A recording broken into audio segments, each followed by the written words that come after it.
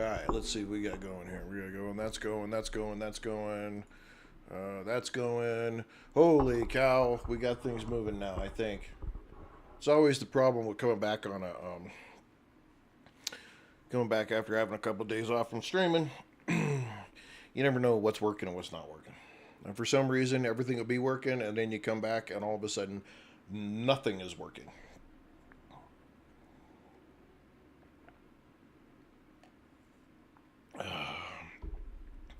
All right, we got our lemonade.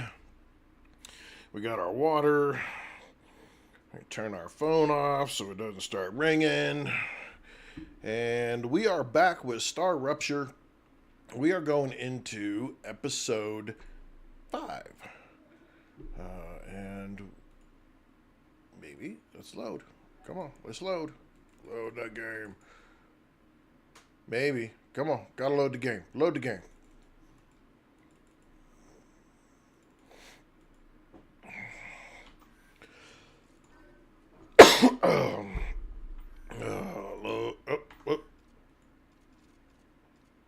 Oh, now my whole thing doesn't want to work. Okay, we're gonna come right back. No. We're gonna quit. Yes, quit. It does this every so often. If you move StarRupture around on the screen, between screens when you have multiple screens, it it decides it wants to barf on you and not. The controls don't want to line up like they're supposed to. And I'm sure it's my fault. I mean, I'm sure it's on me, not on StarRupture and not on Creepy Jar at all. It's totally my fault for moving stuff around and having different versions of screens and that kind of stuff. All right, let's. Why are you doing it again? Uh-oh. All right, we'll see. Okay, it's good there. Are we good there? All right, well, we're getting it loaded, so at least that's something.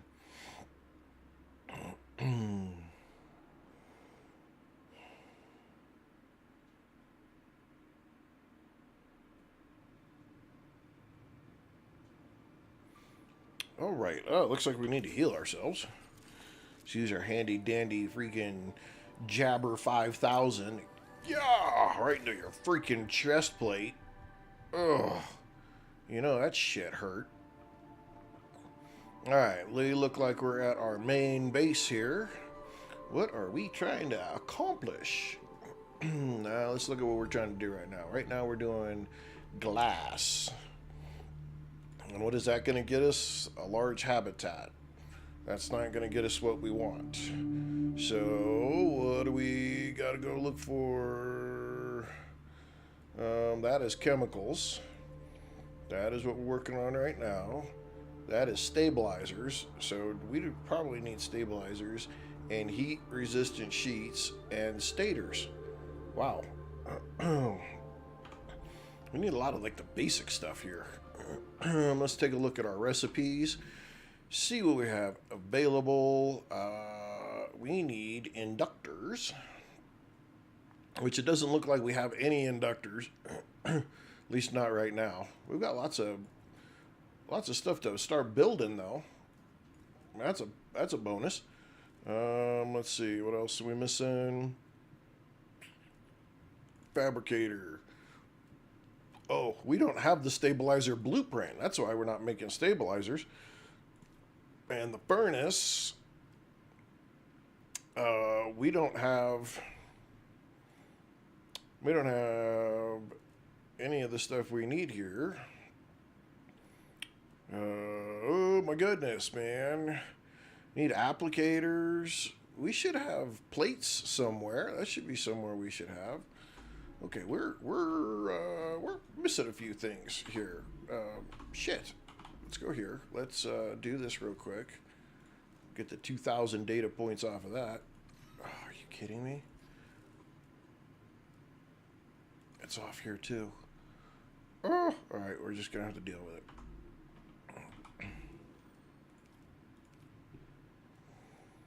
Just gonna have to deal with it.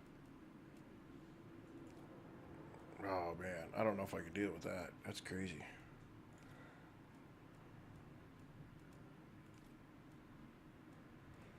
We're going to have to see.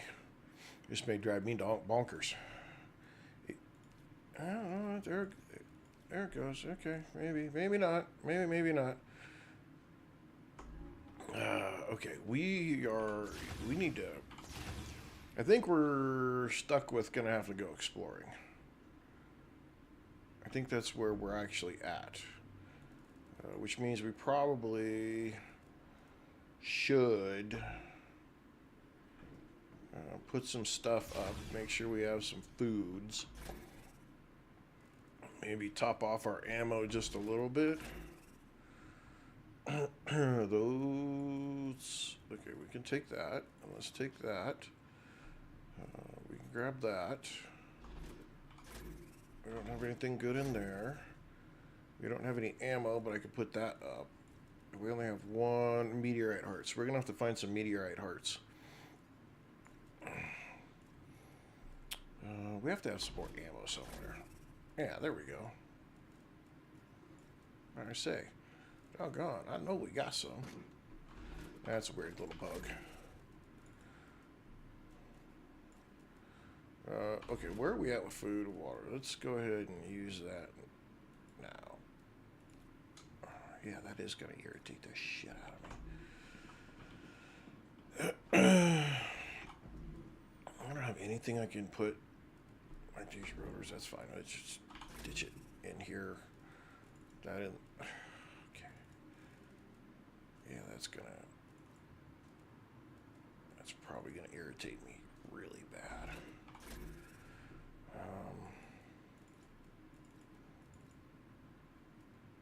We need to keep probably 2,000 just in case we need to lay down a base. I'll ditch the rest of that stuff and we're gonna roll on. We need to find the stabilizer. No, I don't want to split. I don't want to split. No. I want to drop. And drop. And drop. Okay, where have we been? Okay, we haven't been. Wow, okay, we haven't been very far at all. Shit. Looks like we popped something. Let's go unlock level 7. Let's go do this really quick. Claim that large base. Whoopity-doo! See, now we need synthetic silicon, and we don't have anything that we need. Stephen Burton, welcome. And we don't have the chemicals, because we don't have that unlocked. And we don't have stabilizers, because we need the recipe for them. And heat-resistant sheets, we probably need those. You can't help it, man. This game is so addicting. I've been playing it on my own game that I don't stream most of the morning. I'm kind of embarrassed to say. It's quite the addicting game. It really is. Okay. We don't have stabilizers. So we've got to go on the hunt. Let's make sure I got a gun and ammo. Okay. We got to go raid some places because the next thing we need is the stabilizer recipe. And it's not there, and it's not up there. And did I go far enough over here? Yes. And so it's not there. Oh, shit. You dirty little bastards.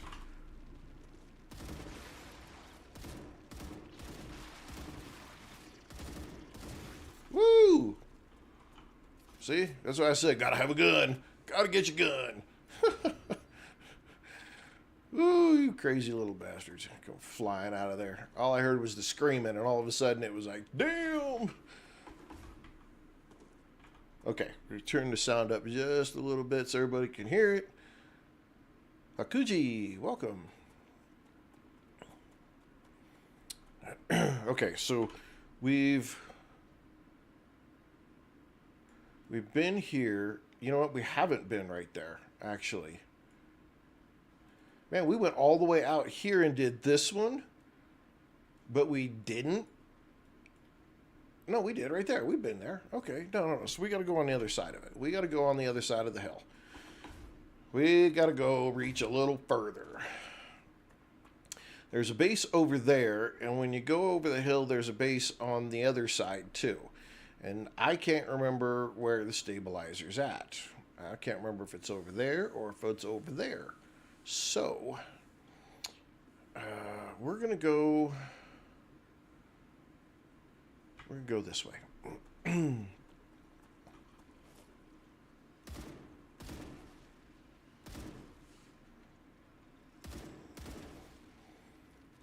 I always got to shoot the blue guys first.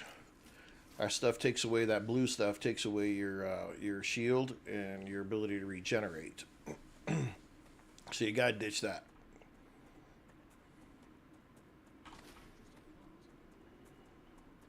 And you always want to pick up these when they drop them, because those are data points. Let's go ahead and grab a couple of these. Since we're here, we got it. Get out of here. We'll throw this stuff away. We don't need it. But I need the heart out of here so that we can build another base. Tomo, welcome. Let's see if we can find another one. We'll make the run. Got to get that movement level up so we can add additional limbs. We're going to take these because we're going to research the shit out of this stuff. Did I get the dead body that was around here? No, see that little thing right there? That right there indicates that there's a body right here. It looks like I have not harvested that or looted it.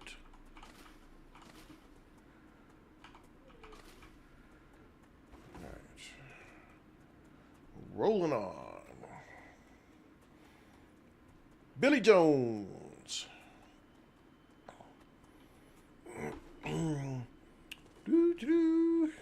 This game is such a pretty game. It's got, for early access, it's not missing a lot when it comes to your graphics. I mean, there's some things that could be different, but I mean, right now that's the intended look. So it's not like they're, intentionally like they're bad on their own. Mr. Walk, welcome. Oh, we don't want that one. We want this one. Get these little nodes so this thing crushes faster.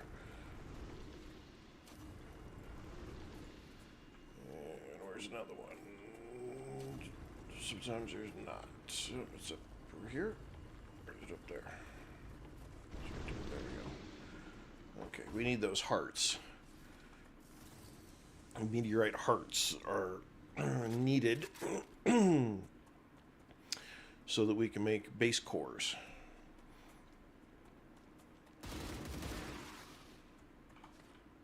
Bring it, little boys. Come on, buggy bugs. Bink-a-dink. In the nose. There you go. All you gotta do is hit the beak. Those guys are irritating. They don't take much to kill. They're just irritating because they're constantly spitting crap at you. And it doesn't... It's not that it does a lot of damage or anything like that. It really doesn't.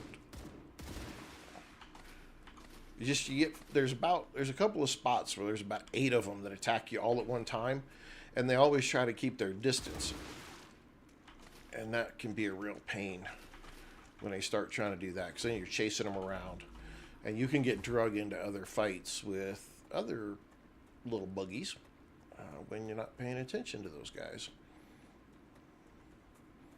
And those little itty bitty gray ones, they suck too, because they try to mob you. And if you're not paying attention, then they jump on you big time, and you have a whole bunch of those little guys trying to beat you up. They'll wear your shield down really fast when the big guys start trying to pop you something hard. Let's go. Okay, so see right up there, that's a base where there's blueprints. But I don't know if that's where I want to go or not. I'm going to go up there. I need to go there anyway, so I mean, it really doesn't matter. It'd be nice to go after an eruption. Because if you go after an eruption, then all the guys are dead and you don't have to fight nobody. And so if you can wait that long, then it, you know, your exploration's a whole lot easier right after an eruption. That it saves you so much time and effort because you're not fighting anybody, and you just run through real quick and grab stuff. But you're not going to get any of this flora, this stuff on the ground, because they're all gone. Oh, it's all burnt up and out of here. So we're going to roll up here. Now this has got that blue haze, which means it's an infected place. It means your shield is going to go down, and that doesn't help you at all. So you're going to have to fight these little weird. Now it's not as bad if you have the lem sticks. There's a couple of lems that you can put in here that will help reduce reduce the damage and reduce the effects of this stuff. However, if you're good, see, like I can see right there, that causes that effect. And oddly enough, they don't really put a range on these weapons. And so you can pop those if you can see them from a pretty good distance away. And in this one I found here, and this one is in your map, you start off here, and if you go just kind of northeast, I always count it as from where your base is at. If you go towards the sun, that's west, as like the sun is setting kind of thing. And so north, south, and that's east. And so northeast, you go between world engines here. So the world engine, it's over there somewhere. But you come between the mountains, and this one's on the left-hand side, or the right-hand side. So it's not hard. It's not super hard to find. As soon as you come between the hills, you're going to see the blue on the right. And really for this one, you're just going after all of these. Your biggest thing you're after is the blueprint. But this one's a little funky because it's got this infection deal going on, so you just got to be a little more careful. How the hell we have guys all the way up there? That's funny. Leighton Hart, Scott, welcome. Damn,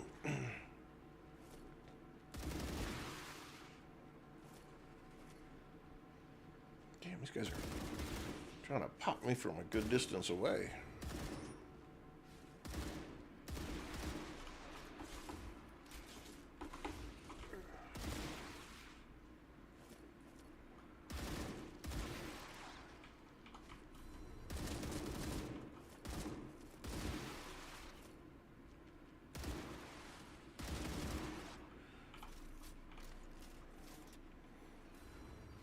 Okay, let the shield rebuild. Where do you just hit me from?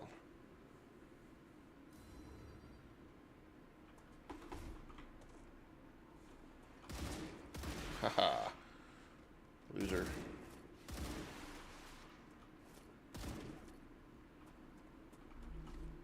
They do respawn, so you got to be cognizant that that's going to be something that happens. It's not like it's a big deal. Just when you get in there, you're going to be you're not going to have, until you get rid of all of those blue things, you're not going to have a shield. So you're just going to have to be aware. I try to stay out of it for as long as possible. Make these guys come to me. And then... why does that look like they got hit from this side?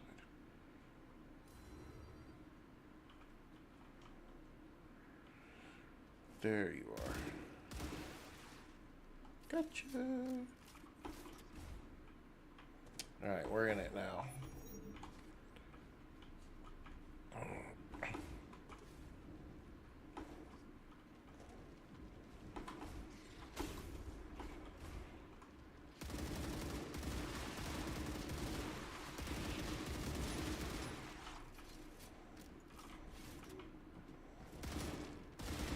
focus. Get rid of this garbage quickly as possible.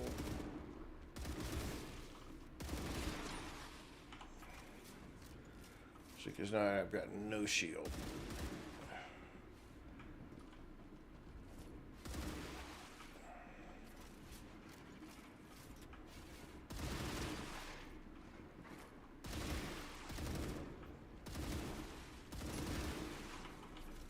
Movement is life. Movement is life.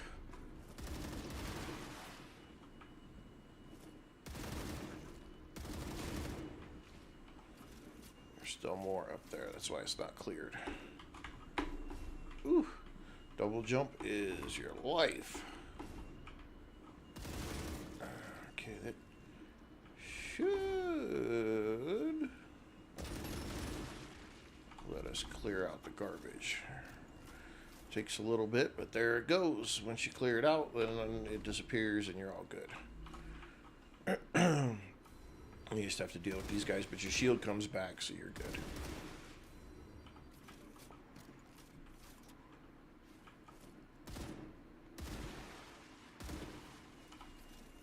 Easy peasy lemon squeezy. Use my torture device from hell, because I jam it into my breastplate. That is the worst med kit I've ever seen in a video game. Okay. Loot her up. And what did I get, by the way? Ah, that's the stabilizer. That's what I needed. Alright, cool. Cool. Alright. I see you, you little jerk. Get my stuff, get my loot.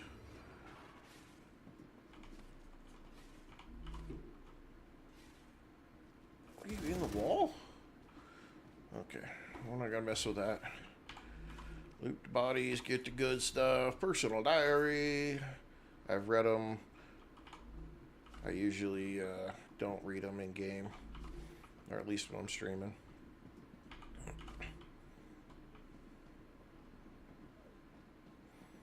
Alright, we gotta get up here.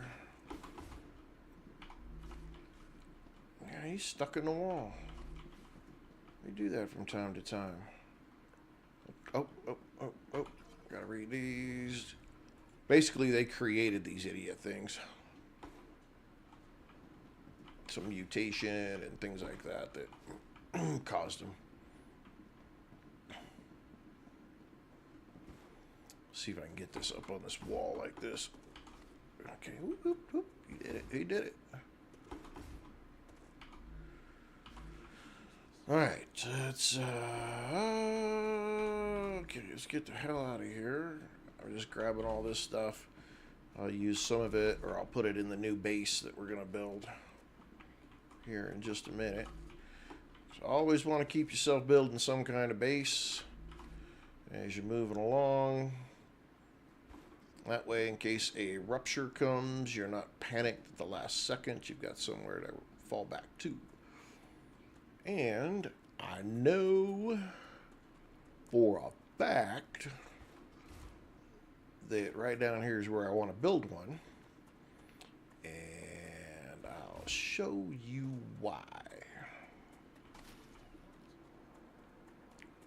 I actually just discovered this myself today. Right here. So that's the hill. That's the way you come. This is looking back towards the main base. The beginner area is back there.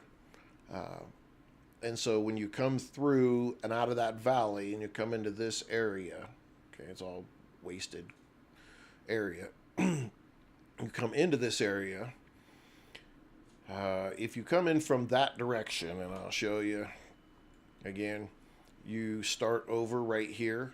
If you head northeast, you'll find this big area of wolfram and a decent chunks of titanium.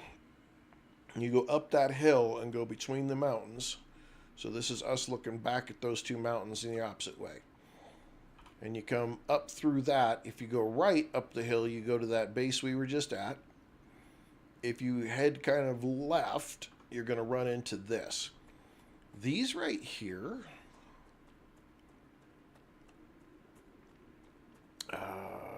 not this one.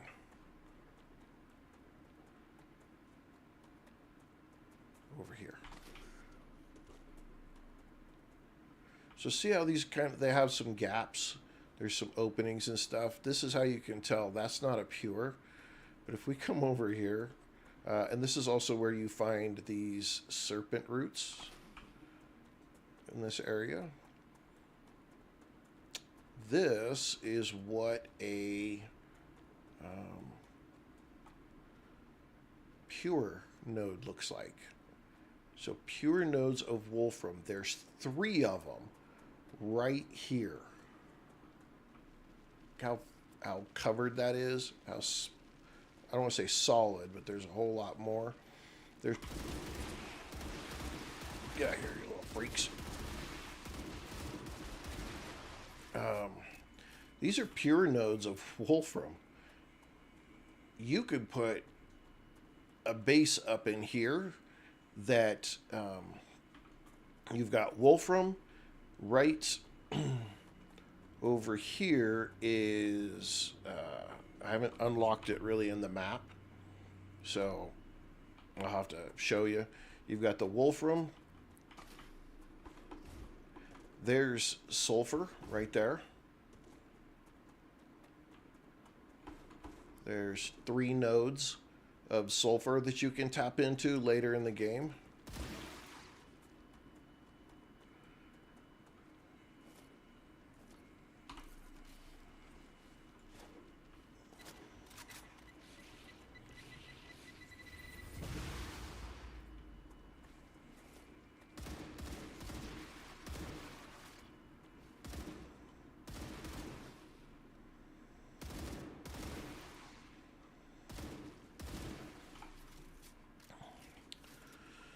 Get my goodies. And if you get a lem and it says something about increased drop rate, that's what it's talking about. Dropping is those kind of things that drop from the creatures that you can use for data points. So you've got these pure wolfram nodes right out here. You've got sulfur right there.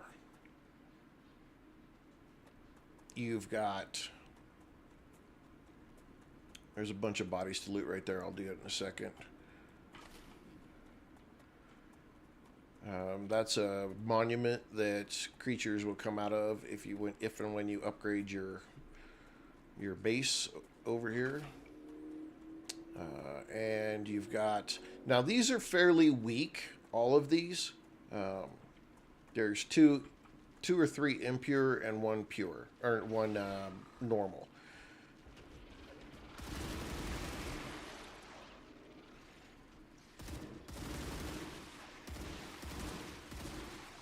You can see I haven't been here yet, so all the little mobs are coming out. But here's your calcite, right? So you've got calcite, you've got pure wolfram. Up on this hill, you've got, and we'll go see it. You've got helium, which is freaking fantastic. It's just 2 nodes, but you can take right in this spot, and we'll build it probably. We won't do it this episode because I don't think we're high enough level to get even helium, but we'll be building. The hell will we be building?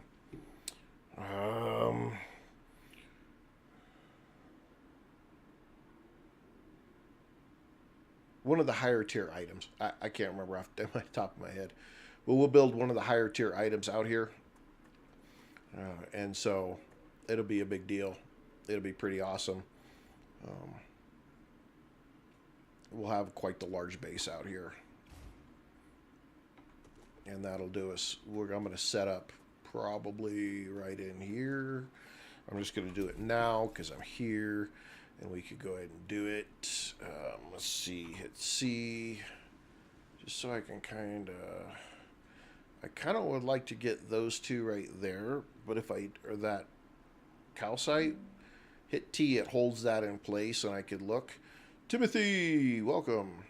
But it doesn't get me any of the wolfrite at all, and it doesn't get me the helium underneath my deal. So I've got to go over here so at least I can cover the helium.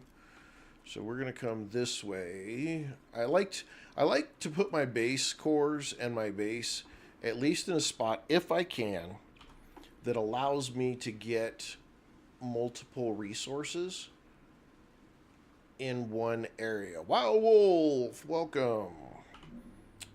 Okay, so that lets me get both those helium. It lets me get, it doesn't quite let me get that, all of that calcite.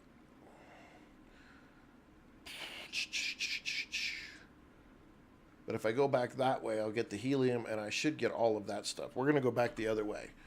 Woo! Let the harvest begin. Thanks for the likes, Wild Wolf. If anybody doesn't know, Wild Wolf does streaming. Usually plays, what is it? What's that new game you play?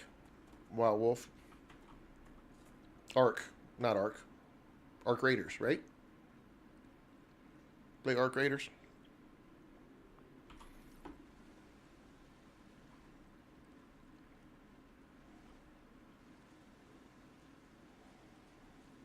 So if you like Ark Raiders, Wild Wolf is your man. Ark Raiders, Sea of Thieves, yep. So if you like that, probably check out Wild Wolf. He's got a pretty good channel over there, doing a lot of fun stuff.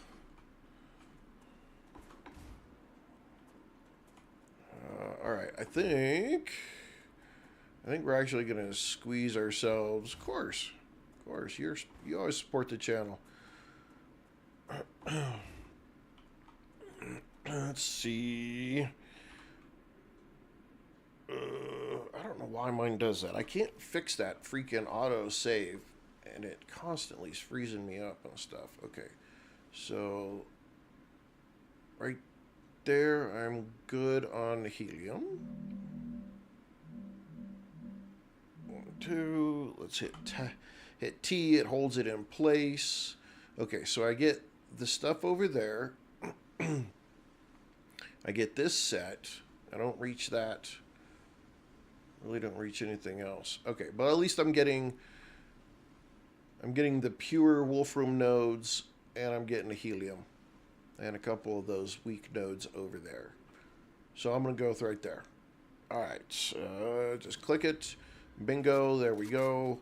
Now we've got our base set up over here.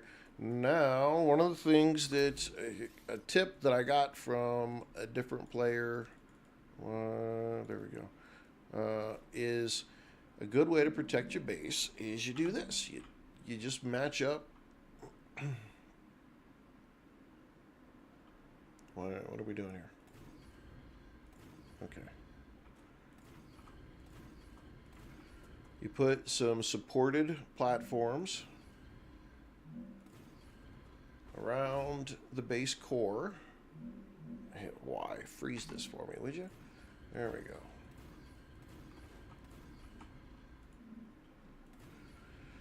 And then you put just some pillars on top of these.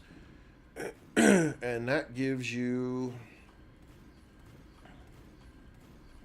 Oops, I think I already did this side. Damn it. Okay. That's okay. It doesn't hurt anything. Then you just take the pillar supports. You can stack these 3 high. And that keeps the bugs from attacking your core directly. And now they can't get to your core. They have to take this whole pillar down, and those pillars have a lot of hit points. And so it takes forever for them to break through it, mess it all up. And they can't infect the pillar, which then infects the base. That doesn't work like that at current. And this is how you protect your core. without having to spend, a lot of resources. These cost 1 per, so putting your core down, putting this whole thing together is like 50 basic materials. In this game, that's pretty much like almost nothing in the whole scheme of it.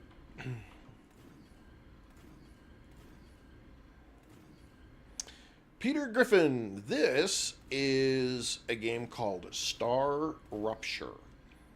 It is a mixture of Satisfactory and exploration and a base defense. You've got building. You've got survival in this as well. You have food and water you have to be concerned about. You're on a wild planet, and you're a prisoner with a sentence that you have to try to, overcome or resolve. It's early access though, so it currently does not have everything that's in the game. They have a roadmap. Chris, thank you for the follow. Appreciate that. It doesn't have a road. It has a very extensive roadmap, and they are working on it. If you've heard the game of Green Hell, these are the same guys who made Green Hell. Developer called Creepy Jar. Green Hell for survival games. Green Hell is a fantastic survival game. This one's just got a bit of a mixture. If you've played Satisfactory or any of the other ones, any of the other factory builder games, you have kind of a general idea. Satisfactory is probably the closest because this is first person, not top down third person. But the things with Satisfactory is it doesn't have a lot of combat, and exploration is kind of a side note. In this game, exploration is mandatory. And aliens do actually attack your base and try to take it over and do those kind of things. So you've got some defense stuff that you have to do, and yeah, it's got quite the mixture of fun stuff to it, I think. I've been myself and a lot of other people who have been playing it lately are 100% addicted to it right now. It is a freaking fantastic game. Really is. It's a lot of fun. It has multiplayer right from the very beginning, so you can get on with friends and play, which again is a blast to do.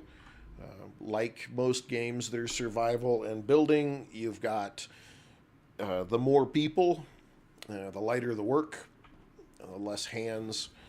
You don't have to do everything by yourself. Somebody else can go do some stuff, and somebody else who really likes the building part, they can do the building part. And so it's a great game. Really is a great game. Love the heck out of it. I don't know if... Okay, we can do that so we can look out across there. That's about all we've got.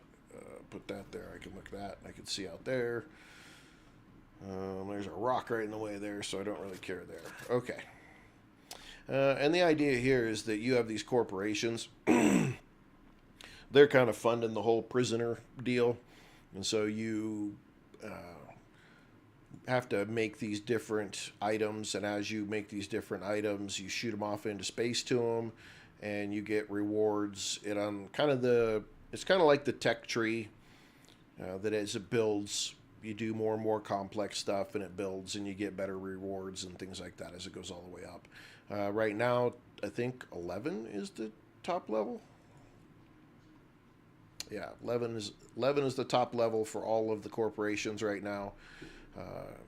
Again, though, they are actively working on this, so it is not something that is going to get, it's being left behind or anything like that. I mean, they got a roadmap, they got things laid out, and they communicate on their Discord very well. You're talking to the actual people. I mean, and they're taking feedback, and they're listening, and they're putting stuff like that together. So it's not unusual nowadays, but for a game of this quality, it's kind of unusual.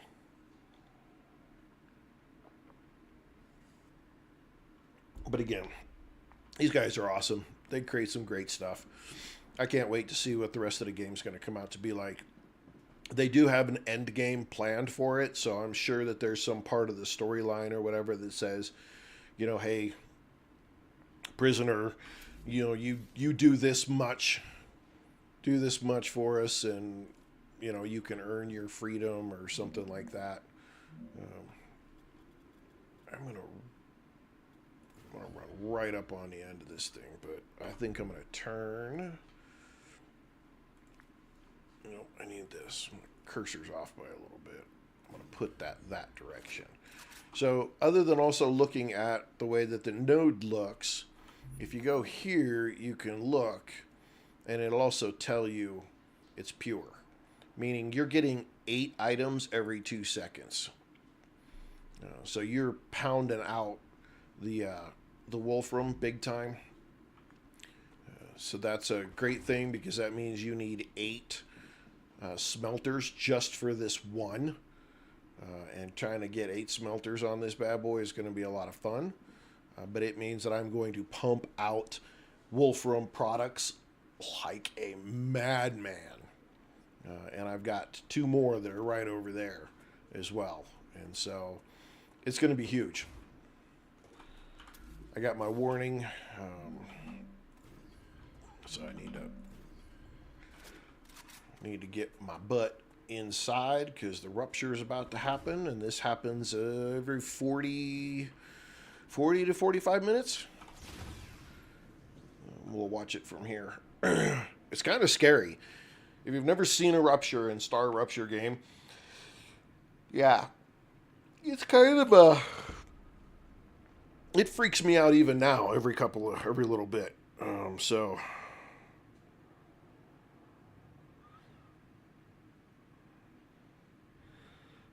it's just one of those things that is pretty exciting.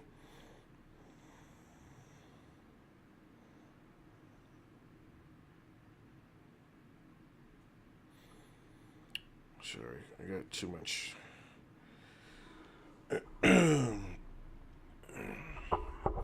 But yeah, fun game. I've been so addicted to it. And, you know, the interesting thing is my wife, who is not, she is not a person that typically plays a game that is like,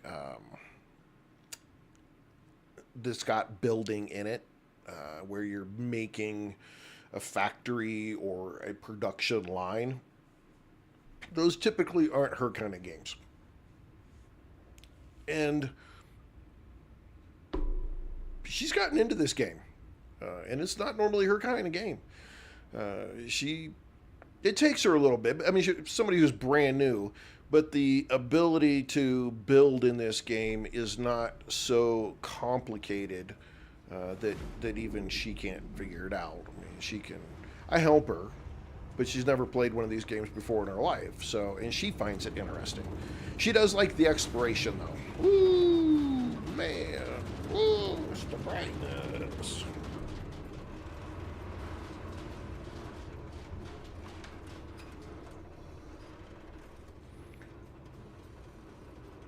Satyrion.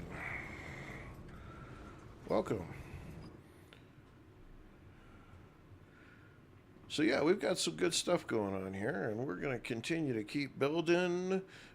Let's see, what does our map say? So we unlocked a piece that we needed from here, a blueprint that we needed to find. We got a couple of items that we need to find still down here. Grab some bodies and some resources and things like that. We built ourselves a base up down here. We've got a bunch of pure nodes, a whole bunch of wolfram down here, some sulfur, which we don't need just yet. There's some helium up here. A lot of good stuff that we're going to use. But the big thing I came over here was just to get the stabilizers blueprint so we could go back and start finding a place to build stabilizers. And you got to wait till it goes like that. It'll give you the warning, the temperature's back to normal, and then you can leave.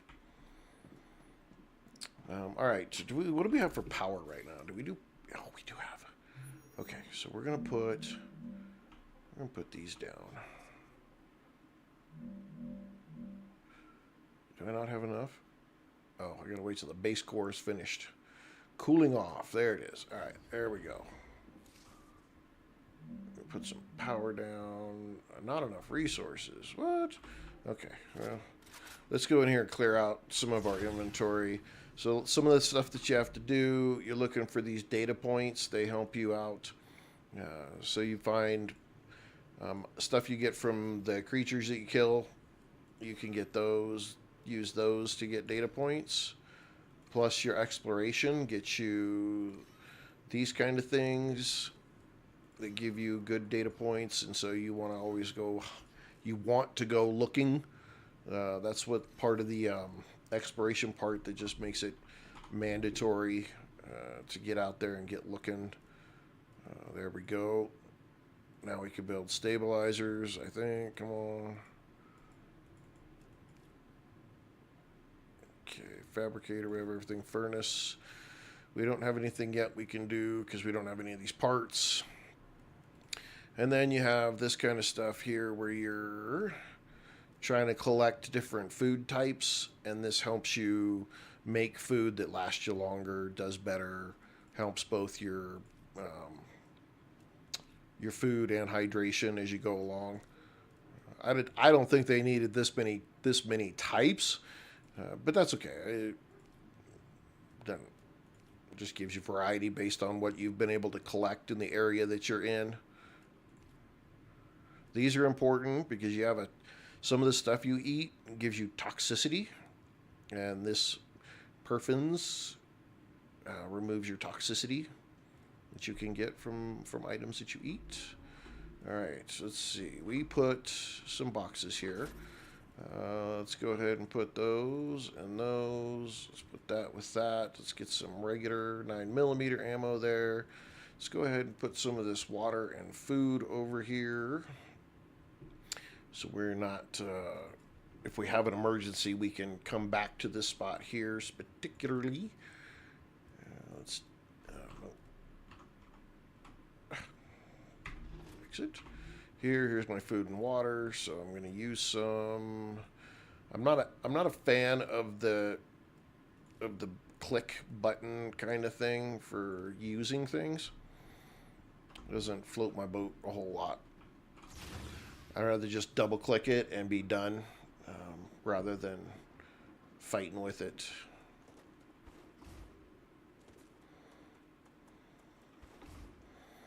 All right, we're out here doing a little searching because there's bodies, and I have played way more of this game than I should, and I know that this thing is here. And these you can only explore after the rupture because that's how they open up. Is they get the vegetation burnt, and then you come in and you look for this stuff that you mine. It's for later game building, but it's good to, when you have the opportunity and you're here, grab it. Besides, you're gonna come in these anyway because this glow stuff and then these bodies always have good resources and stuff you want to come get. So these are important. When you find them, mark them. Make a plan for when there's a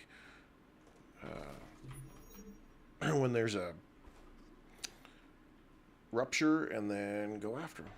And some of these are bigger than others. They've got little turns and rooms and that kind of stuff that you want to get. So we'll keep on moving. And you have, I need to look it up so I'm saying the right thing because I'm not 100% sure how much time you have.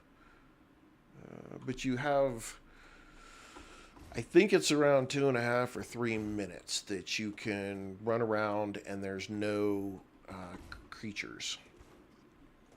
And so that's when you take advantage of finding stuff. You can go into like the building and stuff that I went in back there.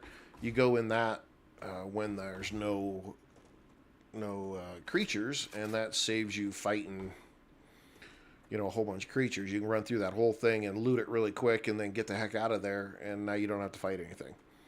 So if the gunplay in this game is not, it's not your kind of thing, that's okay. Just wait till, plan your trips a little bit and wait till there's like a rupture, and then you can go into places and loot them and get what you need, the blueprints and stuff that you need before everything respawns, and it just saves you the trouble of having to do all kinds of fighting if that's not what you like to do.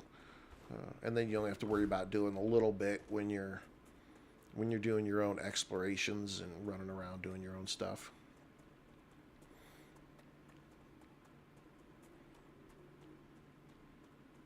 And that's kind of what I'm doing right now, is just doing my own exploration. I need to get the data points, and then we're going to run back and we're going to start building again for the stabilizers, so that we can advance our tech tree.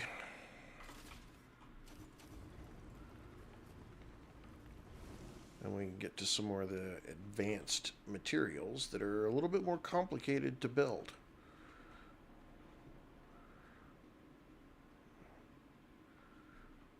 Alright, get this glow stuff. Make sure there's no more bodies. Some of these caves are a little more complex than others. Some are really, really simple. You're never going to get lost in them, though. That's the thing. They don't get that complicated. And there's no threats in any of the caves, so you don't have to worry about anything spawning down here or anything like that. Hello, Christy. So we're running through here, and we've got this one. Let's see if we have enough time to get one more. I know where it's at, but I don't know if I have enough time to get there, because we may run out of... If I can get in it before the branches grow back, then we'll be all right, because there's a way to get out if the branches come back. I think it's up here. Oh, we're going to be close. We're going to be close. Grab that. And come on, dude. Come on, come on, come on, come on.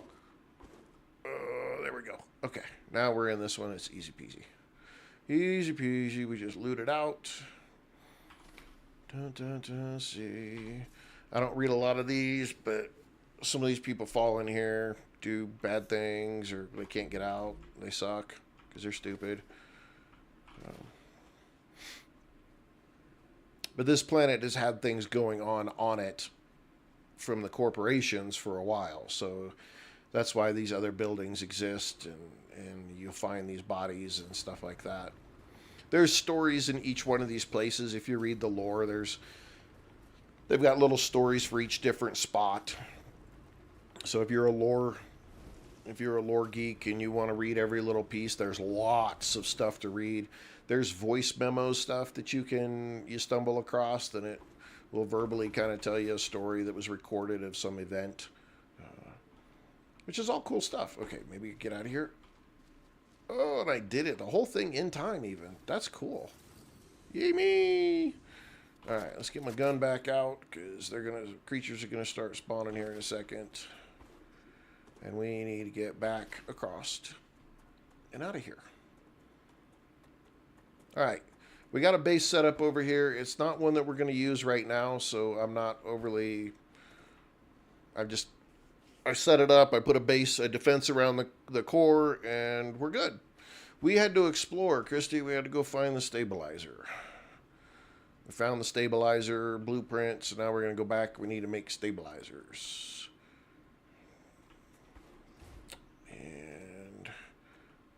We had a StarRupture, so we took advantage of it. Did some looting. Found some stuff. I think there's a body around here somewhere. Right over here somewhere. Like I said, I've played so much of this game lately since it released this month on early access for like the $15 or whatever that I got it for. Absolutely worth every little penny in every possible way. There's not many games that I've paid full price for in a long time. I try to always catch games on early access. You catch the right ones, man. You can get a great. Yep. Okay. See there, how it just changed. That's your marker. It's a sound and a visual, which I think is fantastic. I think it is so cool that they've incorporated things like, all three ways of telling you that bad stuff has happened or there's a change in, I don't want to call them seasons because they're not necessarily seasons, but there's a change in the environment one way or the other, and they change the way everything looks. The color, looks, the environment changes. You get more of the green comes back, stuff like that. A lot of games don't give you give you signals as well as that. I think the way that they've done it is really well.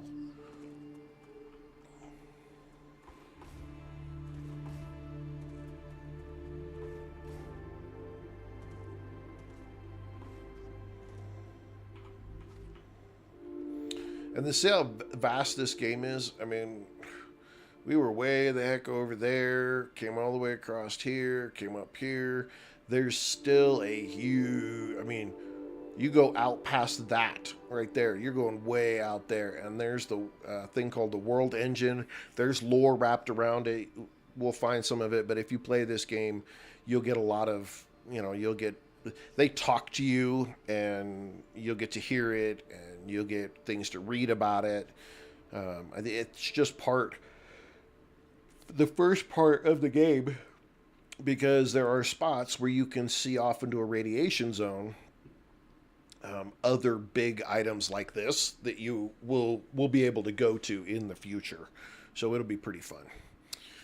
Thank you for the heart, Christy. Appreciate it. So there's another place over here that we need to go to, but we're not going to do it now. I don't have enough room, and I don't think I have enough ammo. So we're going to go ahead and call that an adventure. The downside about this game at this point is the fact that you're running everywhere. There's no vehicle in the game right now, and the one saving grace item that would be great to have earlier in the game is it's not. You don't get it till end game, or at least end early access, and you get it out of the world engine. There's a whole big quest in the world engine to go do and stuff like that, and so you get it out of there, and that's, you can't even get there until you are able to make a battery, and that's so far down the line that you're not going to get any fast travel out of this game until you've got 30 or 40 hours into it. So you're going to do a lot of running.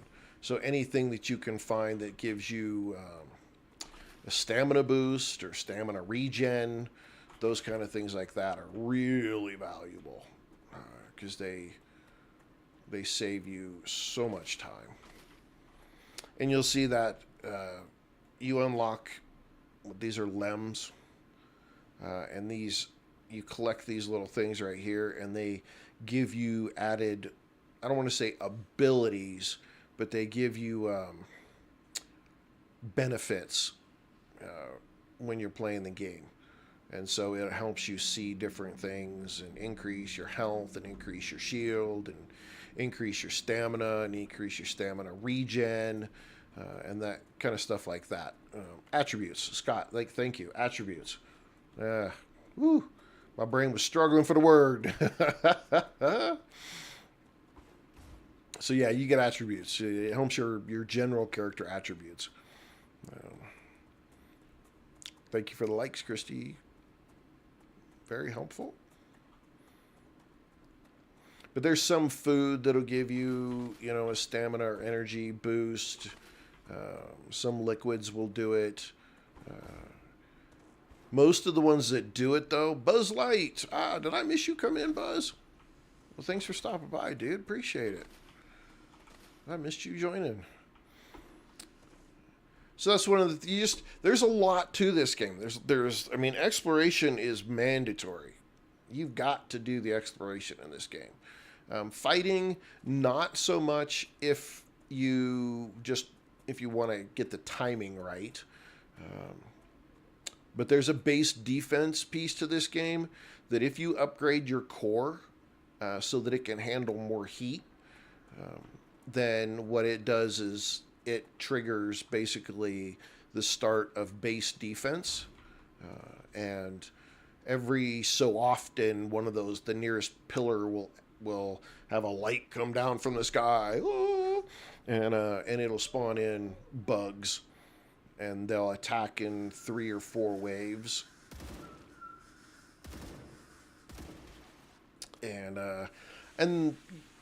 that's really all it is. And the higher you raise your base's your core's ability to generate heat or dissipate heat, the more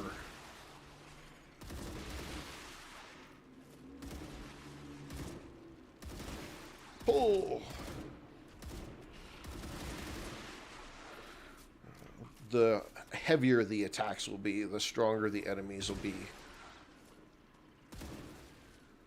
And we'll do it. We'll do it at some point here. I want to get to a certain point in the game where we're ready to do that. But we'll see how high we can get it. We'll see if we can survive how high we can survive an attack on a base.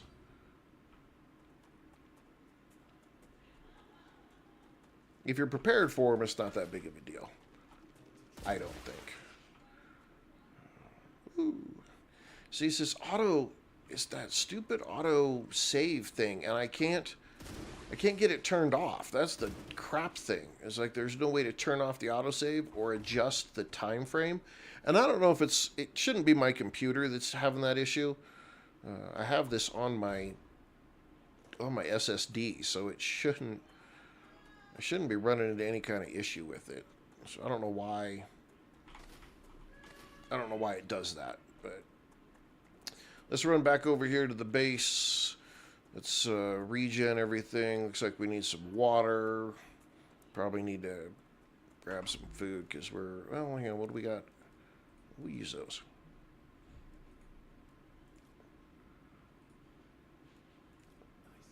But you got things like this one right here. Triples natural energy regeneration. It lasts 30 minutes. It doesn't stack, but you gain 40 toxicity. If you have these purple plants, they can remove the toxicity. And these are pretty easy to find. So I don't think the toxicity currently plays a very large role in the game. But there is a negative effect for some of the positive effects. All right, let's go in here. We've got enough of those. That works for me. Furnace, did we bring anything back that you want? No, we don't really have any of this stuff. We should have plates somewhere, though, that we can add in here. And the smelter, we have everything. All right, so let's see what stuff we can check in, get some more points.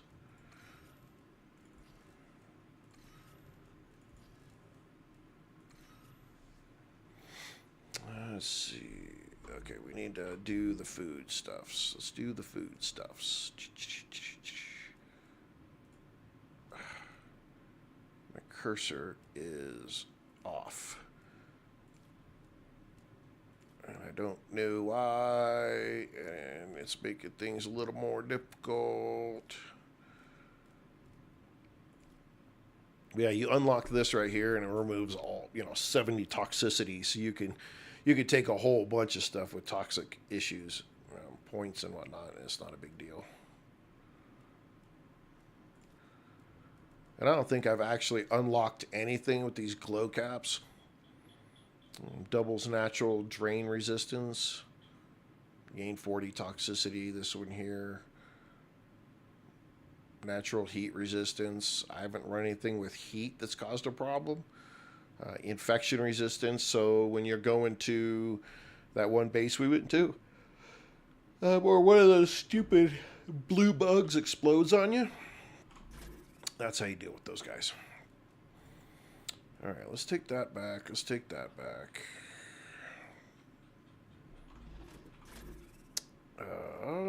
Let's move that down. Let's top off our ammo.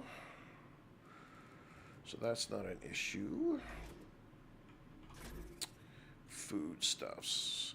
This is the one part where I wish you could just do like a shift click and it would move everything that's already in that storage or in your inventory to match what's in the storage. Nope, that's liquid. I want to keep that. I don't want that. That's calories. Let's put that in there. Let's put this in here. We'll keep this. Put that in there. Put that in there. Keep that because that does both. We're just trying to get our inventory sorted so we can go build. And I want to take this stuff back.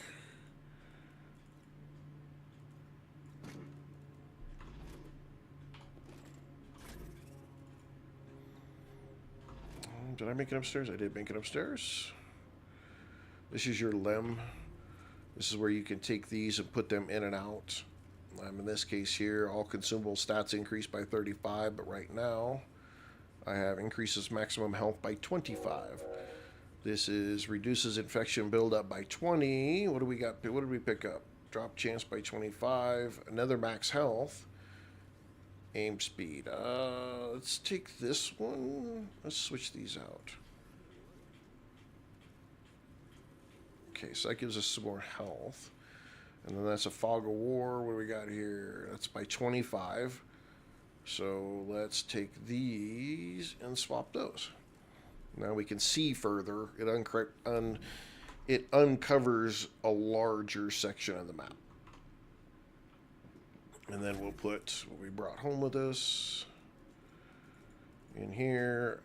A thing that would be nice that people have talked about is that there you get to some of these, you get higher levels, and you end up building just a stack of these LEM chips, and they just they're just taking up spaces. They're not actually, you can't like recycle them or do anything with them.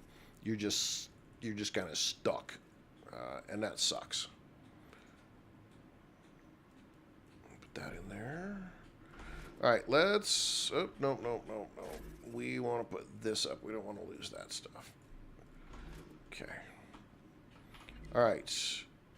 Heat-resistant sheets, chemical stabilizers. Stabilizers and stators are items that we need to build. So let's go see what we can do. That stuff. Just trying to see what we've got going on. Some of my games are in my brain are blending through a little bit. So those are tubes. What we're making over here.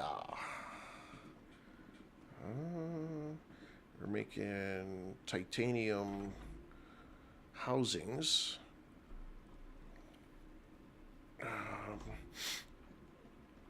And nobody needs titanium housings right now. But we will use titanium housings elsewhere. So we will just go ahead and click this, and then what we'll do is we'll remove these orbital launch units because we don't need them. And we will put in an extra line of Storage units.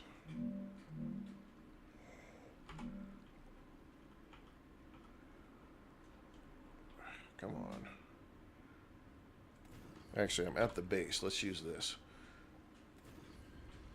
When you're at your base and you got a lot of grade going on, using your drone is so much faster. Just pop your drone out, use it. It works best. It doesn't work. Yeah, see, there we go. Sometimes you have issues coming out of the drone and coming back in and being able to see your rail. So you just open and close it again and you're okay. It is a bug. It's not supposed to be like that. Titanium housing. Titanium housing. Let's put some of this away in these. Titanium housing. We don't want to lose them, so we'll put them in there. Waste not, want not. Alright. The time will come we'll need these titanium housings for other items. So we'll just keep making them there, and when we need them, we know where to go get them. Easy stuff. Well, I say it's easy, but once you get further down the line and you're building a lot and you have quite a few different bases, trying to remember what's where is a real pain.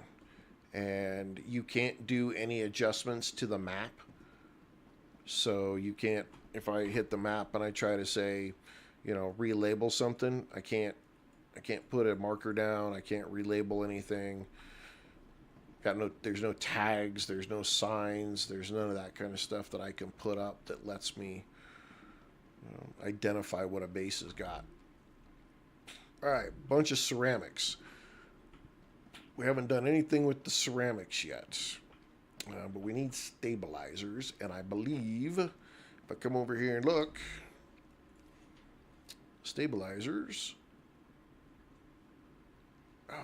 they take rotors and titanium rods. Okay. Rotors and titanium rods. So over here somewhere we should be making some rotors. Wire. So we're just making wire and powder. So where are we making rotors? See, this is that piece right here. Where are we making rotors? Now I got to figure out where we're making rotors, so I can figure out where I need to start making rods. Okay, so here's the rotors. All right. Okay. So now we need rods, and if I'm not mistaken, it takes rods to make rotors. So we are wire and rods. So we're already making rods. So we just need to move some rods down there. Let's do one of these. We'll use our handy dandy drone, and we'll put that in, and then we'll just go ahead and connect from right there. Oh wow, that worked. That worked. Lucky us. We could probably do that cleaner. Put that right there. Yeah, I don't like that. That looks like doo-doo. It looked like doo-doo. Actually, if I just pulled that straight across to here, that would line up a whole lot better. Okay. We'll do that. It'll just look better.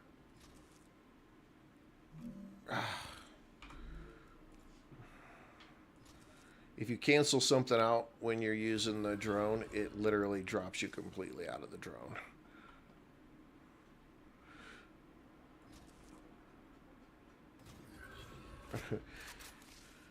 It is so confusing, isn't it? It's going everywhere. We'll follow the path. So we have the miners or excavators. They're sending us the ore up. The raw, we turn it into bars. We're taking the bars and we're sending it over to make wolfram wire. And then with that wire, in one ugly way of passing it down and the wire down. We're meeting them up together to make rotors. And then we're passing the rotors all out to storage. And I'm not 100% sure what I'm making over here, but probably need to be making plates, but we'll wait and see. But these are... So this system is different than a lot of other games in the aspect that it is a pull system. This machine says, I need wire and I need rod. And I need this many. And then it tells the next machine before it, I need that much. So send me that much. And it sends them that much. And then that machine says, oh, I need to refill my hopper. And so it then sends a message all the way back to the next step saying, hey, send me this. And it then sends it forward. Now, there's a max capacity of how much these items can make in a time. This one here, you get 2 ore per second is the max that it can do. So you can do the mathematics and say, okay, the max that I can do sending forward is this much, which means the number of smelters that I can do is this many. And then from there, it can get confusing, and I don't bother with it. I just make some general guesses in my head, and I move on. But it's a little bit different. You're using these rails that haul things around versus using belts, conveyor belts, and instead of just pushing it forward to be used whenever it's needed, this one is saying, send it to me so that I can use it when I need it. You know, so I need this much, please send me this much. It sends it, and then it works this all the way, works back down the construction line or the manufacturing line. So that's where it differs from a lot of other games in the way that it does things with that in mind. And now we're gonna, and then I like to build just these little buffers in, which are just in between, where it makes sense. I build in these little storage units, these storage depots that say, hey, send me, these small ones do four stacks of 100 items. So I know that right off of the bat, I could put 4 items and then I could put 4 machines on the next stage. And I would already, with 2 of these going, I got 800 ready to feed out 400. Plus then the manufacturing all the way back here will fill back up the buffer. And again, that's a personal choice. You don't have to do it that way. A lot of people some people like to keep their base nice and compact, so they don't put any buffers in, and they do the math that Scott did for me there. Thank you, Scott. And they calculate it all out to the exact numbers. That's not me. I eyeball it. I get the first 2 or 3 steps as close as I can, and then I eyeball the rest of it. Mainly because what happens here is, so unlike other factory games, in other factory games, you have a way to use your excess resources to some benefit, whether it's to get some kind of money, whether it's to get some kind of tickets or points to use for, add-ons or per-year features, or to unlock extra stuff. This game doesn't do that, right? Currently, it does not do that. Once you've filled up a storage area, the whole production line stops.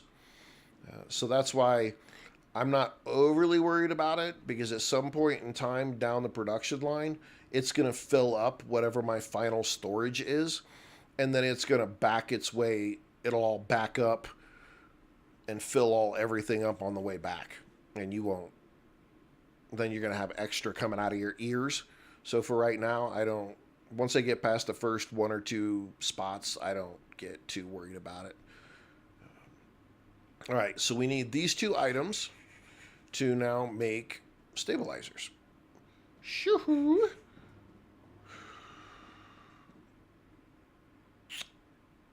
I don't know exactly how much. What am I producing? What am I producing for rotors here? So we can produce 1 every 6 seconds. So what is that? 10 a minute?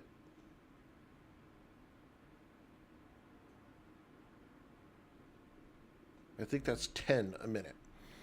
So 1, 2, 3, 4. So I can do 40 every minute. So give myself some room.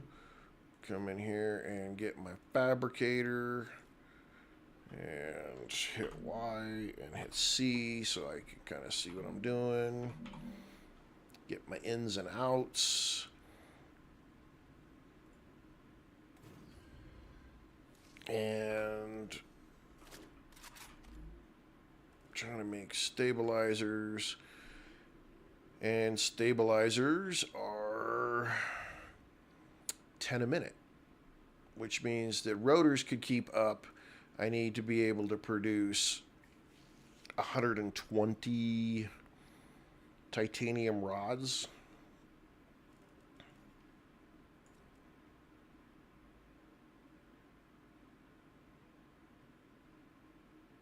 It's 2. No, I need to produce 60. So I can do 4 of these, and I don't know if that's intentional, but that's kind of what I've been doing. When I get to these end items, all these end items, I'm usually setting up in sets of 4. And if I went to my personal game, you would see the same thing. A lot of my areas are set up with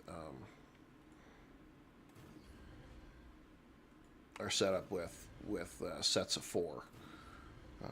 And I don't know if it's intentional.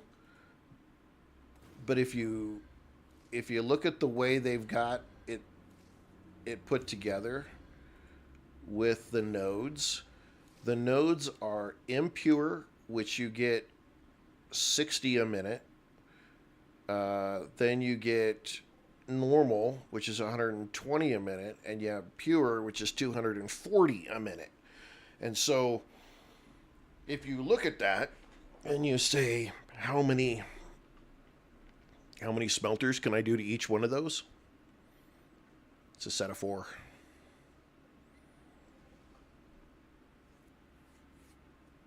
So yeah. Unless you're combining versions. So if I'm doing impure and a normal, that's 6.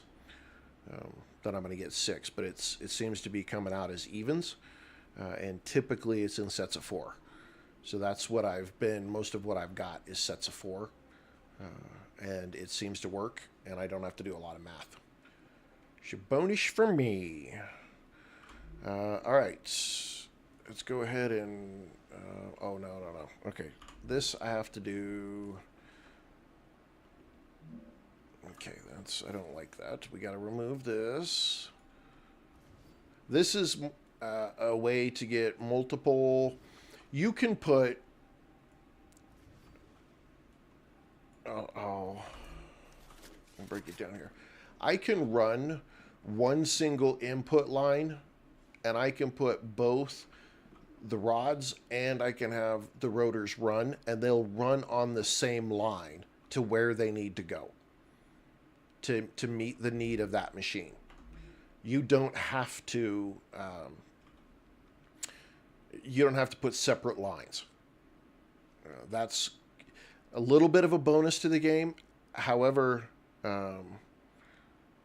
yeah, they have to zipper into spaces. And I have found that as you get larger and larger, that's highly inefficient. Highly inefficient. So early game, in a couple of spots when you're doing just some small stuff and you're just trying to get through the levels, you can get away with it. But the longer you go in the game, you're going to want to use this method right here, which means you take out one line and you put in your tower or your support. Oops, nope. You put in your support, you hit your middle mouse button, and you get that little arrow piece there in the middle, and you can scroll up or down. The closer you are to the machine, you want to go down. You want those to be your lowest ones. It looks like shit. I hope they change it. But typically you want to go down 2. And then you click it in place. And then you can put the next line at standard height and the one after that. And I'll just do it so you can see it. But you go 1, 2, click it in place. So if I had 3 inputs, this is what it would look like. You'd have the first one that would go down 2 into the ground. Your second one would be normal height. Your third one would be up 2. And I don't... Oops.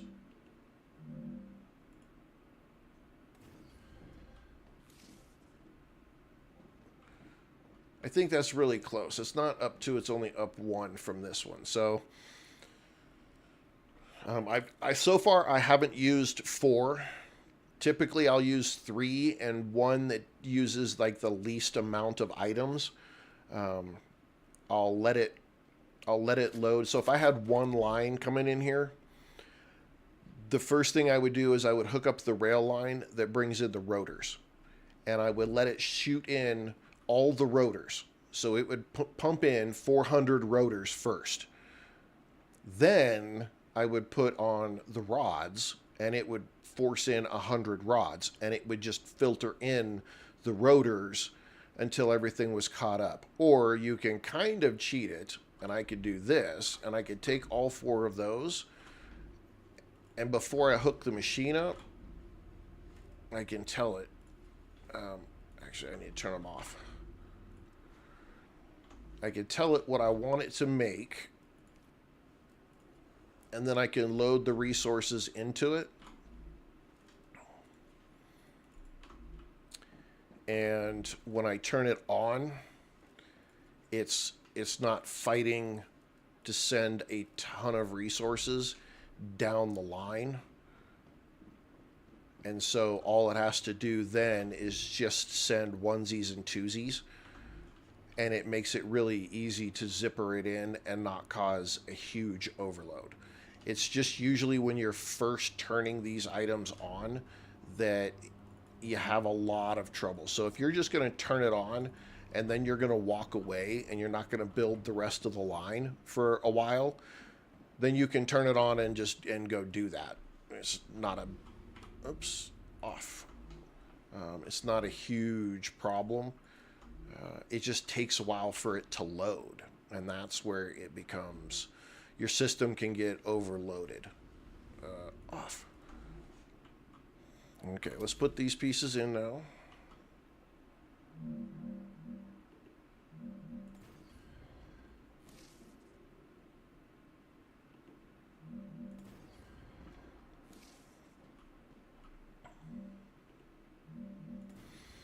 And so now you're thinking, okay, what exactly does he mean like it was ugly? Well, I'll show you. It doesn't like to use... These rails don't match really well on short, curvy distances. And so you get this.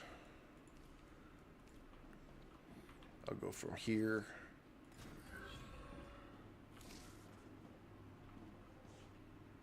And to me, that looks ugly. And sometimes if your machine is taller, and there are several machines that are taller than this, it looks even worse.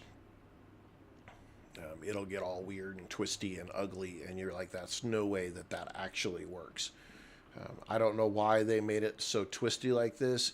I just think that you could have a small bend and a small bend and just smooth that out and not be so tight like that. Again, I'm not making the game. I'm not the one that has to code it. But see how much smoother that is. So just do a little smoother here, and it would look better. But there's sometimes when you're doing it, it just you're like, there's no way. So if you have one that looks like that, leave the first block in front empty and start your first pole one back or two on the second block back from your machine, and it'll look better. Just a visual tip, all, you know, up to your preference. Some people don't care. Some people will run multiple things on one line and just skip the first one altogether.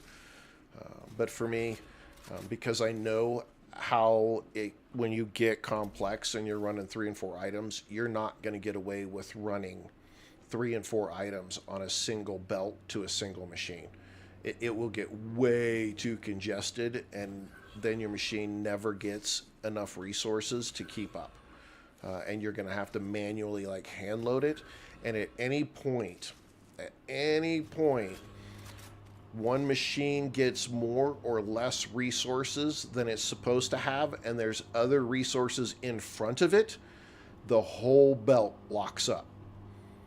And then you have to go back and find which one. And they beep. These little things they'll beep and they'll have a red dot on it. So you'll be able to find it. But it's a huge waste of time. Huge recommendation, just put them on separate lines. Save yourself the trouble. Front load your machines, turn them off, select the item you want, front load them. So it's off. I front loaded it with what it needs. Now I just turn it on, and see it's not getting a massive spike. Turn on. What I'm gonna have a problem though is these are all wanting to go here. So I'm gonna have to take some of these out.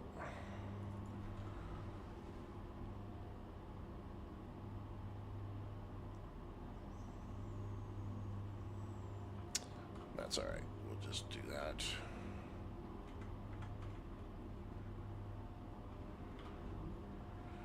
And we'll do that. And see, it did it again. I didn't get this one turned off before I loaded it, and now all of these resources, like each one of these, this is the interesting thing, is that like these here, it's like a code. This one's been given a number from the machine back there. It says go to 3. So this one's not gonna go to anywhere but 3. And if it can't get to 3, it freaks out. So you gotta always keep an eye and think about that in your head. That's how each one of these individual rails is thinking of, is like, I have to go to 3. Okay, so there's a good question, David. Let me go do this real quick. I'm gonna put these back in there so I don't have to worry about it. All right, so my core is set there, and I'll show you. It's set off of the ground. I mean, the core is on the ground. I just raised it up, and the reason I raised it up is, one, so that I can build basically a parking lot and don't have to fight with the lower part of the ground. The second is, if any of the creatures try to get up here, they not only have to jump up here, and there is a creature that is tier 4 or 5, that when you do the base defense, it is super strong, but it can't jump. So yeah, Goliath. There you go, Goliath. There's a Goliath, but it can't jump. So if you put your base up off of the ground, it can't get to this stuff, and it's a whole lot easier to fight it.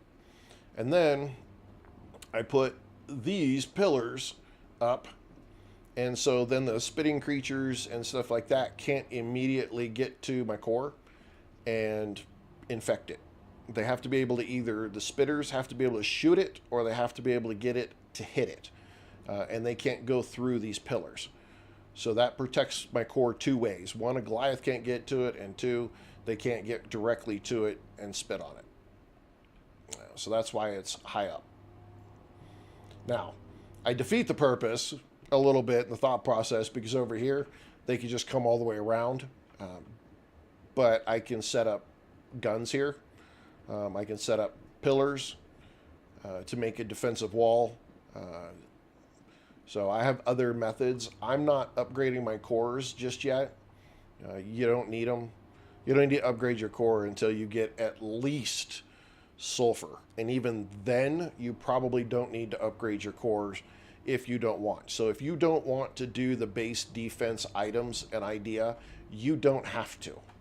I need to switch this.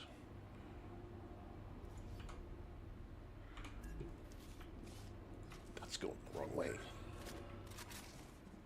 There we go.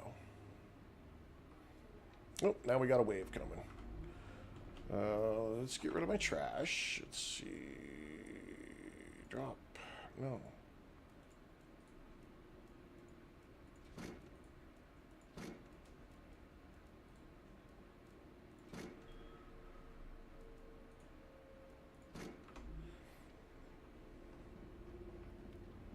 And I think that's, for now, that's one of the things I kind of like about this game. If you just want to focus on making a base and doing production lines and stuff, you can.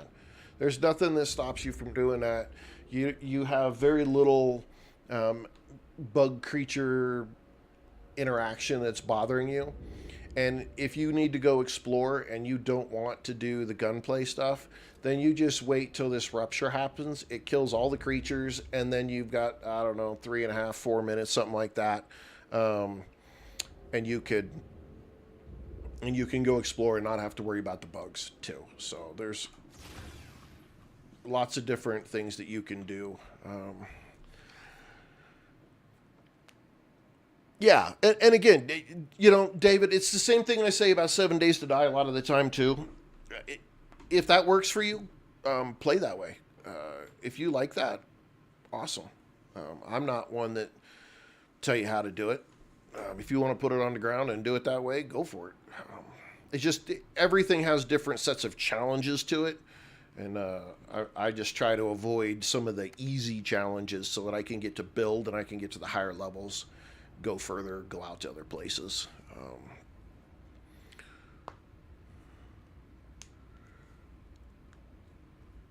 But again, a lot of my building is still like in the entry area. I don't have a lot of stuff that's outside of the initial valley. There's so much that you can actually build just within. It's not until you get to helium that you actually have to leave the valley, the starter valley. So it's not, you're not. I mean, leave the starter valley to build is what I should say. You're still gonna have to go out and find blueprints like the tube and the stabilizer and a couple of the other ones that are just outside the valley that you have to go explore and get. The rest of them you can do from in the valley.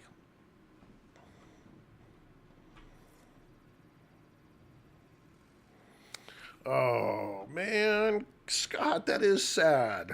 Is it just not your game or just can't afford to get another one?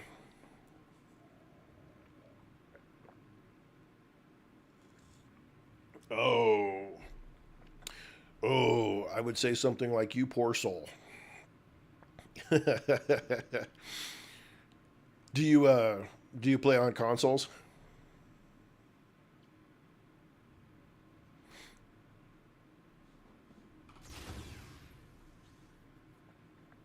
Yeah, Xbox and PS5.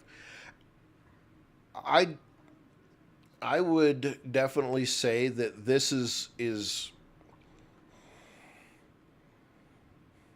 I would think that this game is definitely one that they would reach out and put on those systems. But again, it's early access, so there's so many changes. The those systems, the like Sony and Xbox, they have some very, very stringent rules and testing and requirements to put anything on their systems, you got to jump through some serious hoops.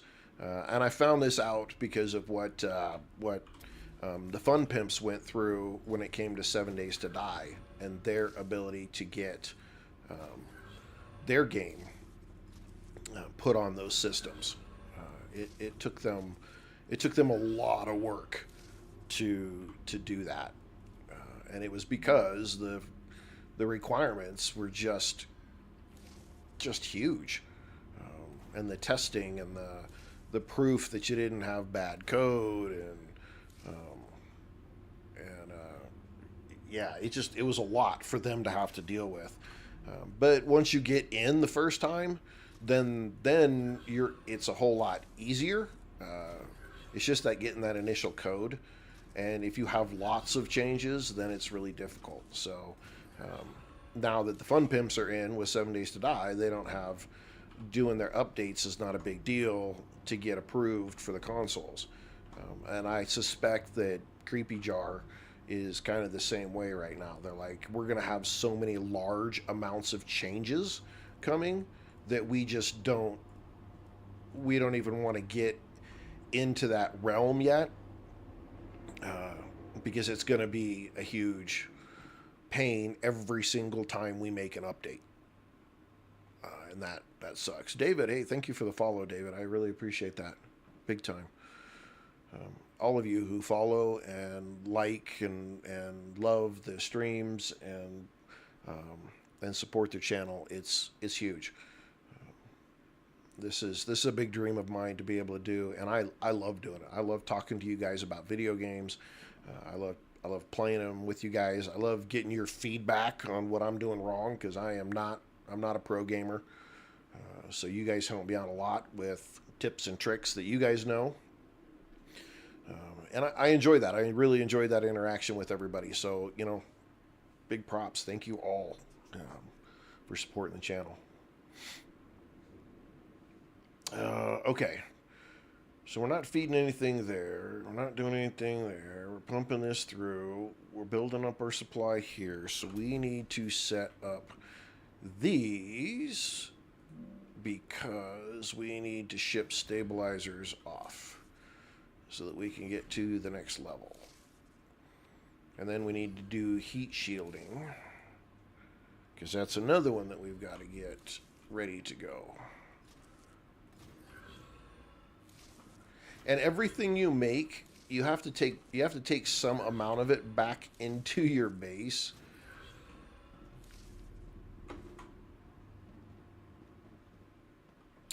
So you have your recipe station, come back here, and you have to bring stuff and put it in here. It's irritating as all get out, because there's some points where you need like 3,000 of a single item, but they only come out in stacks of 100. So you've got to drag in 30 stacks for one deal, and you're like, that's freaking stupid to have 30 stacks. So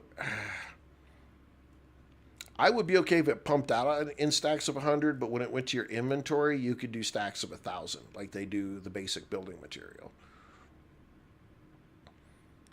So who needs...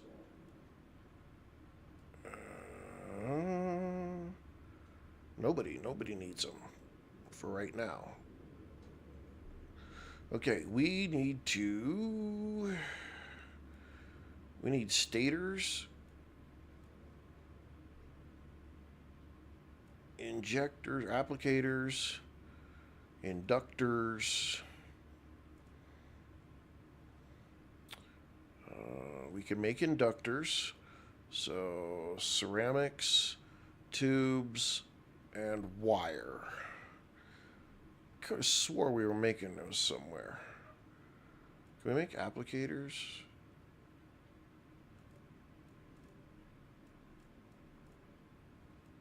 Fabricator. Applicator. We can't make applicators. Tubes and glass. Okay. Synthetics, chemicals, stabilizers, heat-resistant sheets, and stators. We got to get stators up.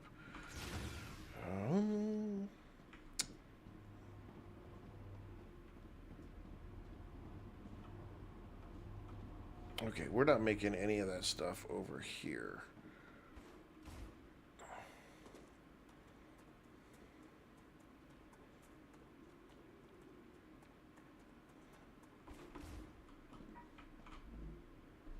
That's wire, and all we're doing is running wire off down the hill.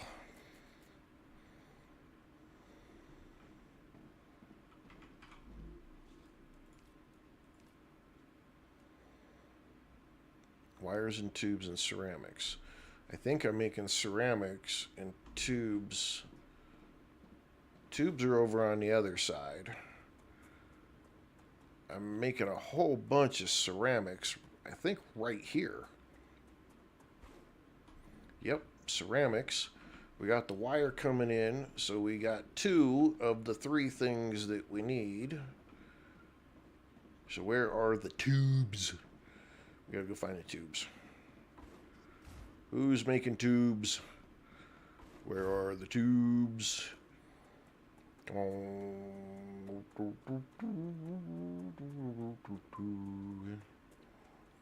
tubes, the tubes, the tubes.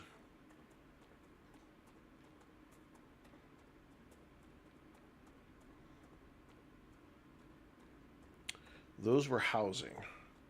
Those were tubes.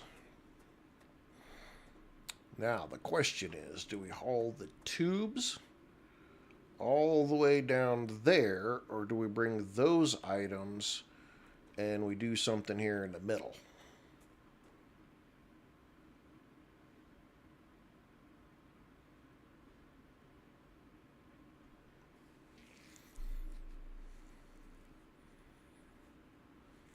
Part of me wants to just do it in the middle.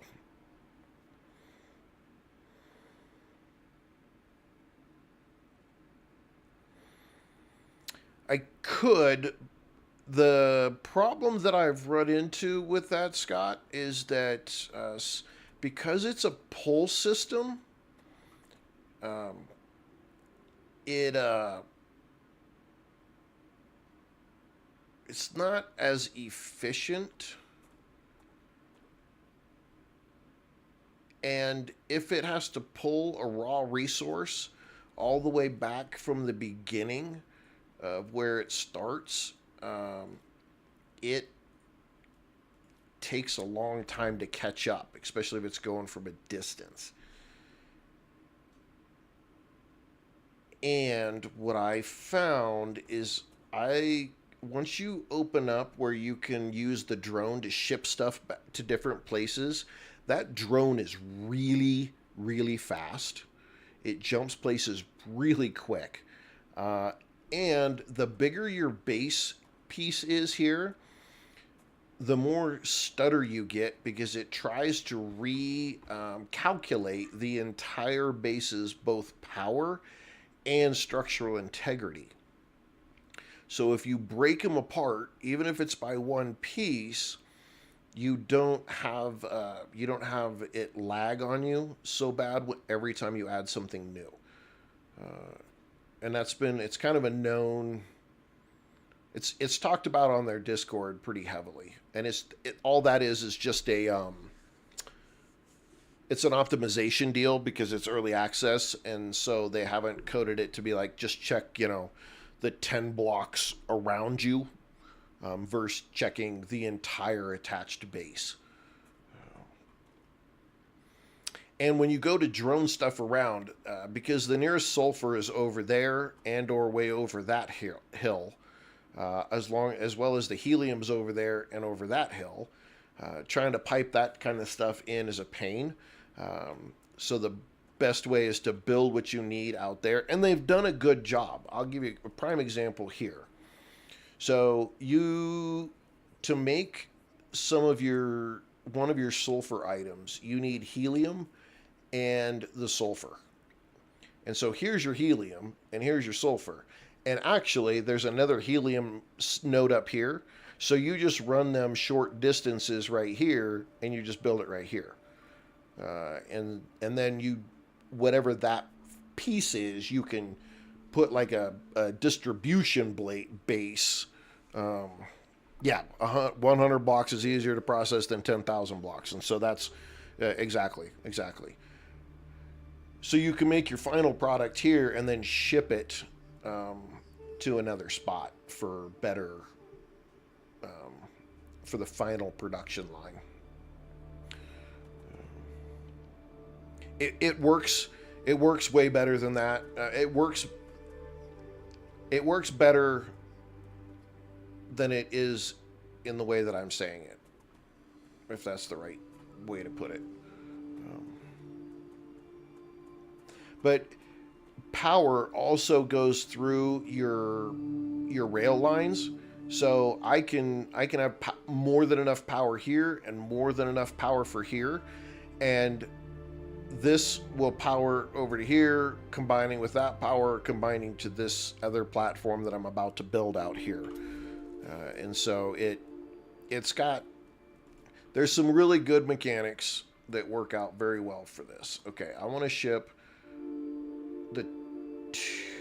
See, I've got a whole line right there that's not being touched, that I could make tubes off of. I can make a lot of tubes because we need tubes for 3 different things. And then I could bring...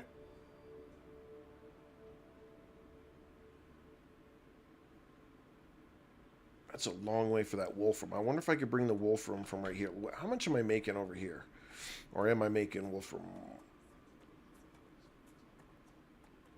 Let's see what I'm doing.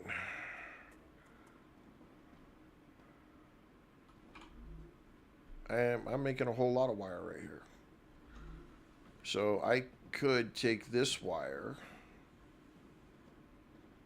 No, I'm only making 2. I just got it backed up. So I'm making 60.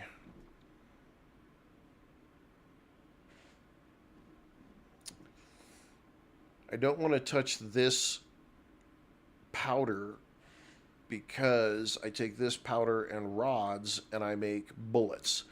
And I like to keep my bullets near my main base. And I need my storage for my building material. And right now I'm making, yeah, I'm gonna go let's get some building material. We're gonna change where we're making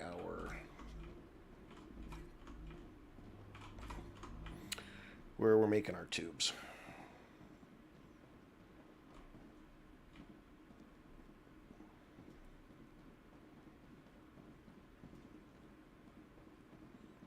And I don't want to touch these because I can use these elsewhere. And I've got a really efficient setup right here to make these titanium housings. I'm pumping out, what, 30 a minute times 4. So 240, basically a tier 2 line. Or tier 3 line. What is tier 2 line? Tier 2 line does 240? Yeah, so I can max out a tier 2 line with what I'm making right here. Plus I've got 6 or 8 deals holding that up, so I don't need to mess with that. What we do need to do is go ahead and take this line, because this line, I need to see what is coming down this. I think, yeah, so I've got the 8 line one running down here. It's a pure titanium node that is hidden back there that you can get to at the beginning of the game. You don't know it unless you go look for it. So I'll show you here from your lander and your main, typically where everybody starts their main area at. If you come out of that area, you come out, if you take a right and you just stay right along this edge here. Early game, I don't even believe there's any bugs here either. And you just go ahead and come right up. You'll see that. You'll see this little valley. Just bypass that, come to the top, and come to the back corner of this near the radiation. And there is a pure titanium node right there that you can get your stuff on. You can get your machine on and then come off of it. You do have to build a base core up here, but it's super easy. And as soon as you run these lines back down to your base, that power that you already have down there comes back up the power lines and powers these. So you don't even have to build any power up here. But I think I put, nope, I didn't put anything up here. Usually I'll put at least one power source up here, because all you're trying to do is power just these two, and they're only 10 apiece. So I think you got to put 2 of the very beginner solar panels up here, and that's all you need. That's all you need to run these two. And then hidden right behind it is another one. It's not pure, but it's another one you can get on. It's a close one though. You gotta be real quick.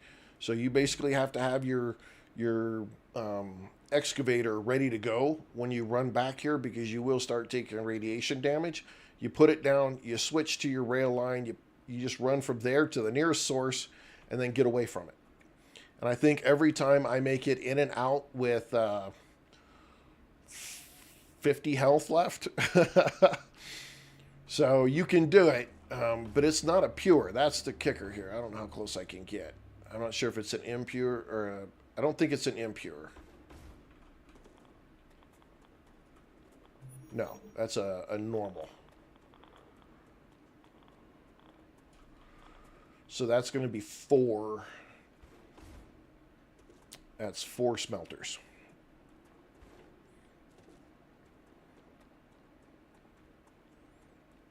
But yeah, they're just hiding right up there, and that's an easy 8 smelters worth of iron right off of that pure iron node that's right there. Super simple to get to. Very easy to access.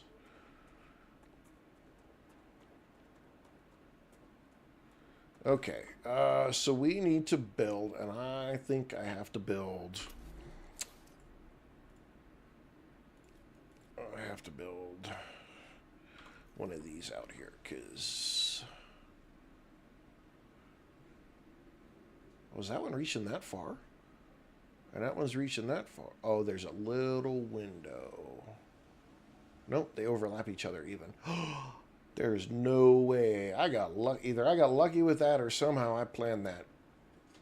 Okay, so we just can't go...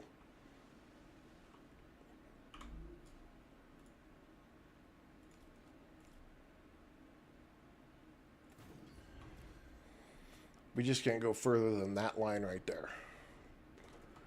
All right, that works. That works. All right, so let's build my little parking lot here so I can level out the ground. I'm going to build it right on the edge of this. Hit Y, and... Okay, it's better when you're standing on these things.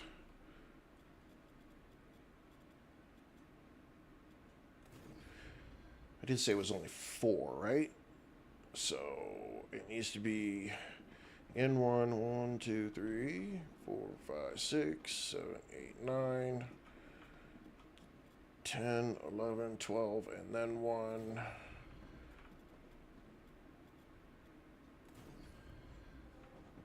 Okay.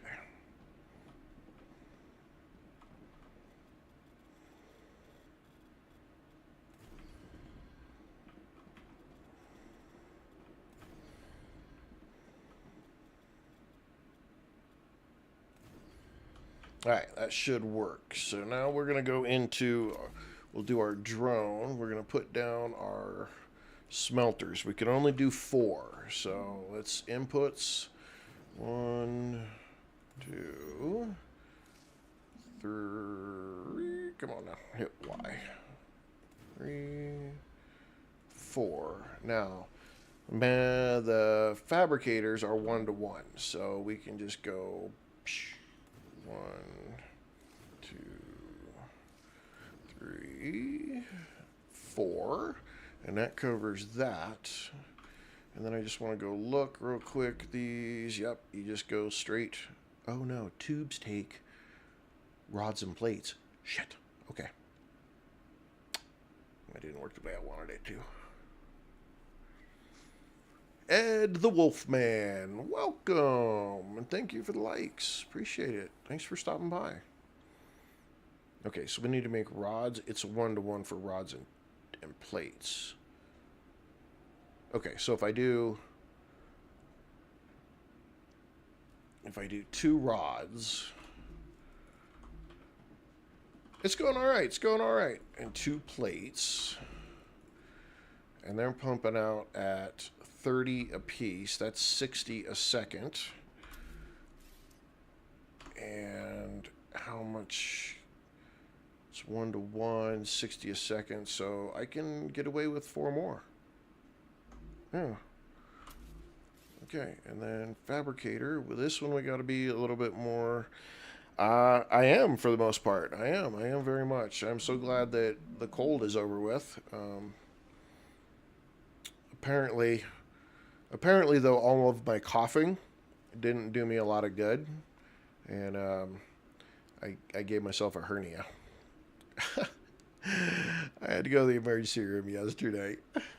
Because now I have a hernia from all that coughing and being sick. Not a bad one. It's not a bad one. It's not horribly bad. I can live with it for now. But yeah, sometime here in the next little bit, I'll have to go. Have to go have that repaired. So I'm like, are you kidding me? Really? I was sick for that long, coughing, having problems breathing, and then I hurt myself in that way, and now I got to go have that fixed too. I'm like, this is some horse shit. Okay, so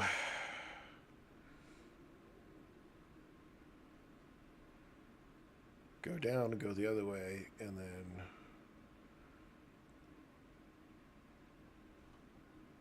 I got to go here. But it's all good. We'll be all right.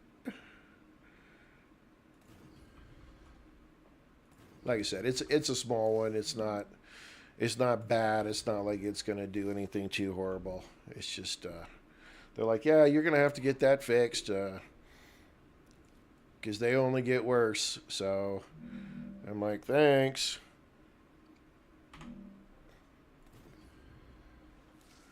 Yeah, it can become worse. Matter of fact, they usually do become worse. But it's just kind of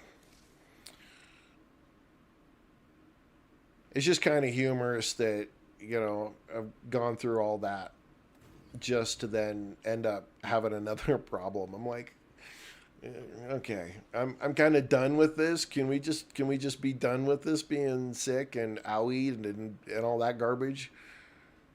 I really, really would like to be done with it now.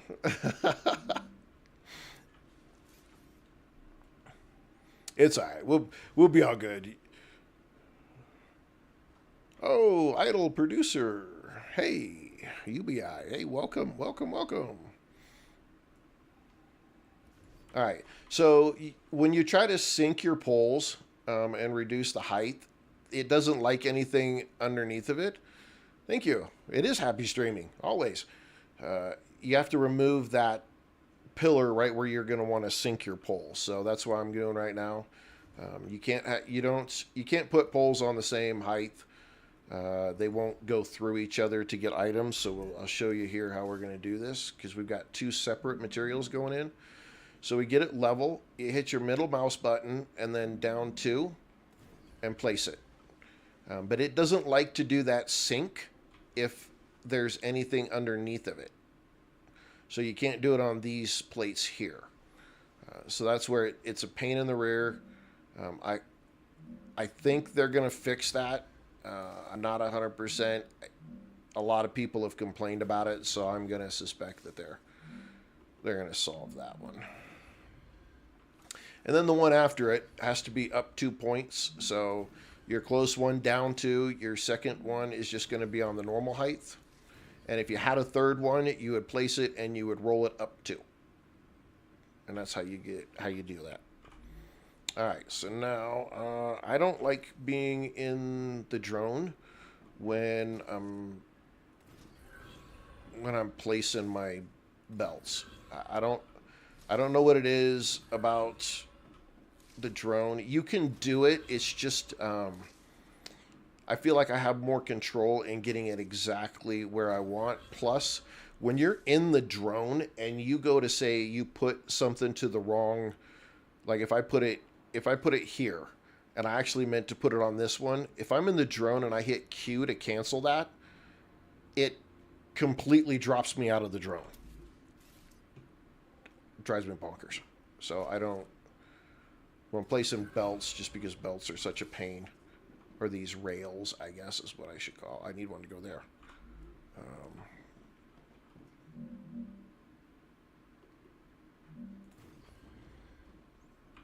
So now I'm going to take it from here. I'm going to drop it down 1 and then drop it down the next one to go here. And then we'll put it to the outside, and then this one goes to this side. Again, I don't think it makes a difference, but I have found that it is better working left to right on the inputs. So you take the bottom one and you go to the farthest to the left, and then the higher you up, the more you go to the right. If you did it the other way, I think there's a crossover that causes you to have problems.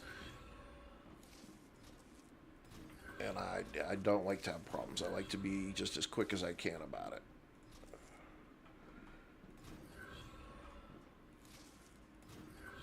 My wife Christy and I were playing Saturday,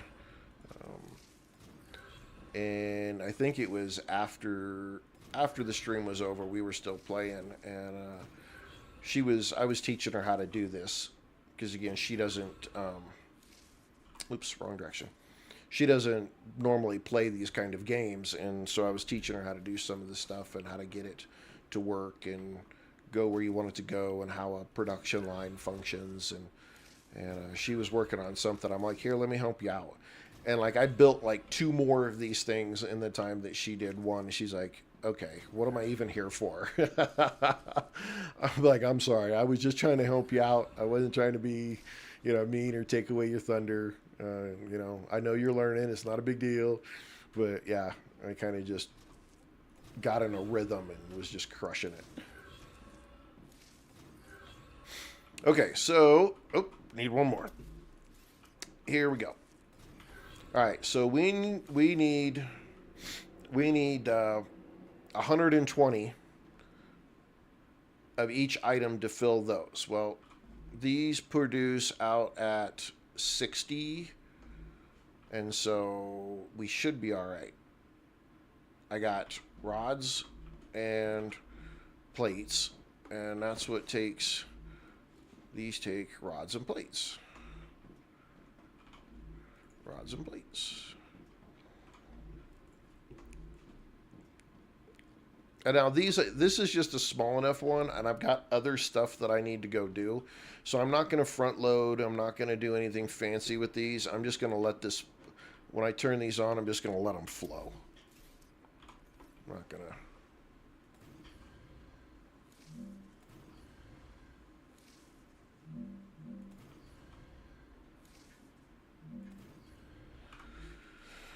And this one's pretty straightforward, so I'll just use the drone here real quick. And it might be the precision of my mouse too, that some people can do this in the drone way easier. I feel like I struggle. All right. Turn it on, and we gotta wait till it comes all the way from the other end, so we just gotta turn it on and watch. Just got to try. And this is one of the reasons why I don't like bringing in resources from a distance. Because this one's going to travel a long way away. What I should do is probably build a couple of... yeah, I'm going to do that right now. Screw this.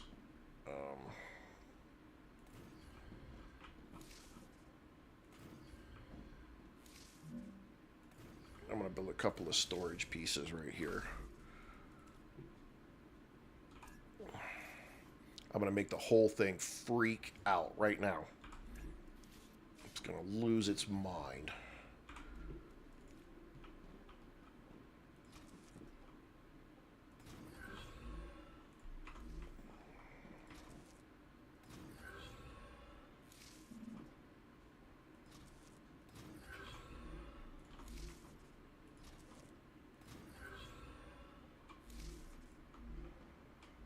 Okay, now the question is which one do I want to connect? I think...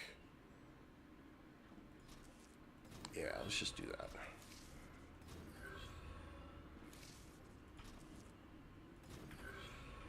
Now, how bad did I make it freak out? Once you have something running and you tell it to go, sometimes it can't get where it needs to go, so it just loses its mind. It's like, I can't go. And then once you fix it, it's like, I don't know how to get there now. Okay. Well, it's still moving. Oh, I get. Okay, we need to fix this. We need to fix this. We got tier 1 lines going. We need tier 2 lines going. I built this way back in probably episode 2 or 3. And that's why it's still got tier 1 lines.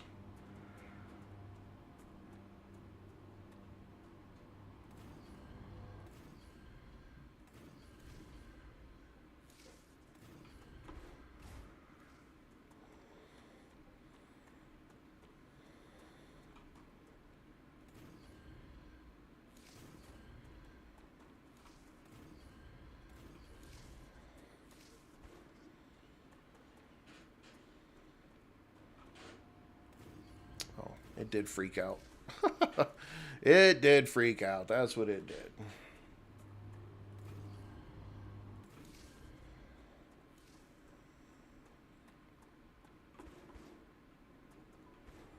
We got a finger. We got a finger. Thank you, Idol. Appreciate that big time. We like fingers. Yeah, see it right there where I broke it, it broke. It's like, I don't know what I'm doing. Okay, that should fix the problem. And all of that stuff that we picked up. Oh, we didn't pick it up. It just gets rid of it. Oh, that sucks. All right. Too bad. So sad. That's all right. Again, we have other things to go do, so I'm not going to stress that. That's a tier 2 line. That's a tier 1 line. Let's go see how much tier 1 line we got over here that we have to replace. That's the only crap thing about some of the technology. Get upgrades, when you upgrade them, then it's... now you got to go back and chase all the points where you got multiples. Like, I wouldn't need to replace that line. Even though it's a tier 1, it's never going to have 240 items on that rail. It's not. But these main lines, these trunks, are going to have, could have. And I want it to run down this line as fast as it possibly can. Again, passing between the two, not going to make a difference because it's only going to be onesies and twosies. No big deal. But down this line, as it progressively moves forward, you're going to have more lines, more items on that rail line. So we would want to upgrade these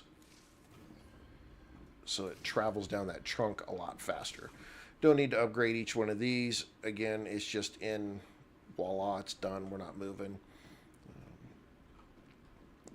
These between these two, yeah, this one probably not so much, but you know what? I got a few extra resources. Let's just make sure when it comes out of the machine, it's zipping down the line as quick as possible. Okay, that's fixed. What to do? Now, see, now it's our stuff is all rolling. It's going, moving product, making the items. I need to build a ladder or something. All right, so it's flowing through all of this. When this eventually gets to a point and it these all complete. Like these will fill up. This will fill up with 100. Then there won't be any more, and you won't be able to go any further. Roller coaster simulator, pretty close, pretty close.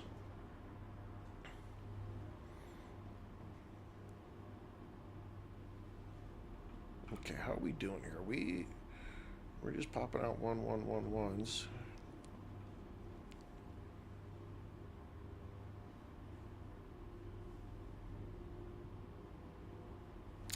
I think we're okay.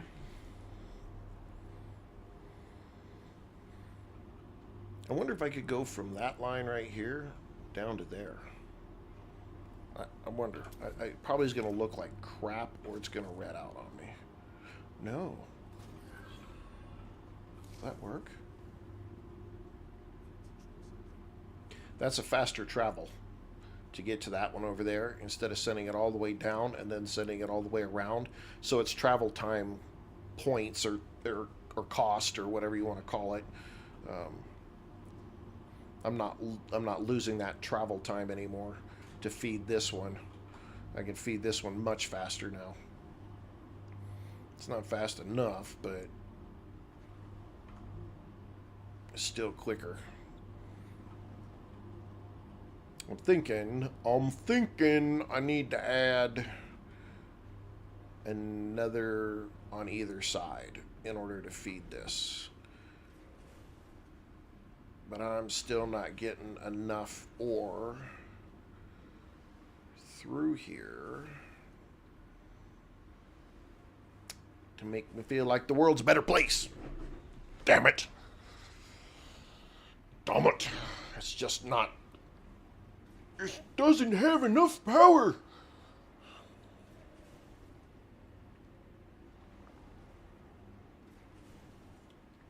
Oh, but guess what? Guess what does?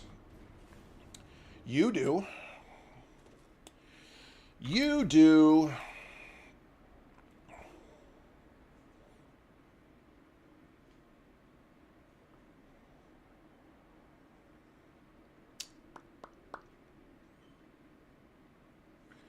It's a little bit of a longer of a trip, but it can feed. It can feed. We'll just jack that up right there. Work it up this hill. And we will feed it in right there. Now that big one back there, it's coming off of the pure line. It's going to feed all of that down that line. It's going to come down this line, and it's going to come in here. Now, here's what I can do, though. So here's the fun part. Pay attention, children, because we're going to learn something new. On this line, that ore is going to come down this line.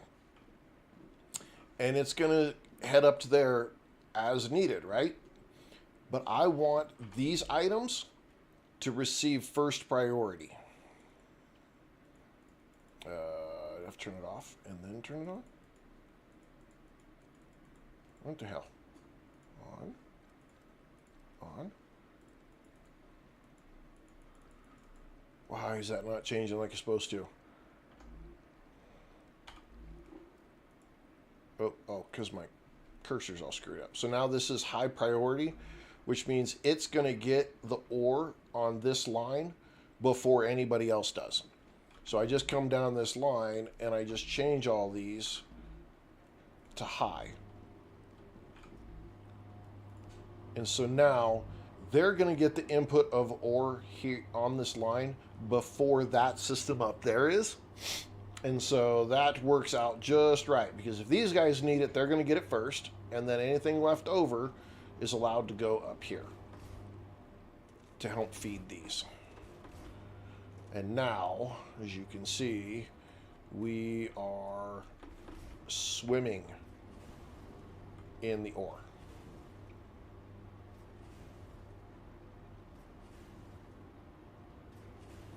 Swimming in it.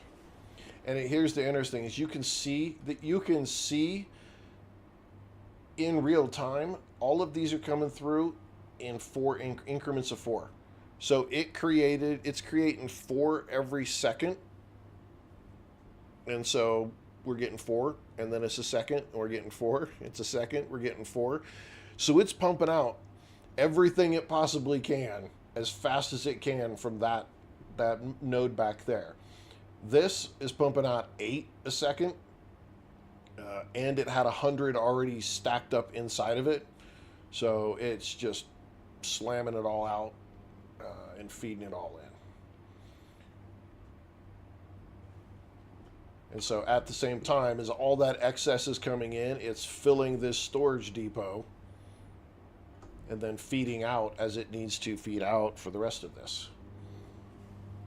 So now we're getting full speed off of our stuff here now. All right, little efficiencies are fixed, and this is pumping out as quickly as it can. We got 2 of them going, rocking and rolling. All right, now we've fixed some of our problem. Yeah, the nodes are infinite. They just keep pumping it out. It would, why that would throw a wrinkle, wouldn't it? If all of a sudden you had nodes that were just like, well, there's no more here. Now you got to move your whole production line to somewhere else on the map. Oh. Yeah, for now they're infinite. What game does that? There's another game that does that, though, that has a certain amount to them. Or at least there was at one time, and maybe they changed it. I'm trying to think of it. Man, there was a game that did that. Like, your nodes were not infinite.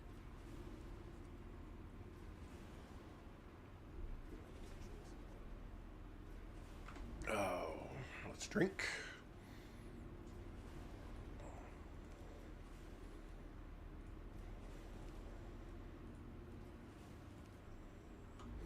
Let's heal ourselves, too. Man, I'm racking my brain. There was a game out here that you could put a miner on it, and the resources and whatnot, but it had a limited value of ore. Oh man.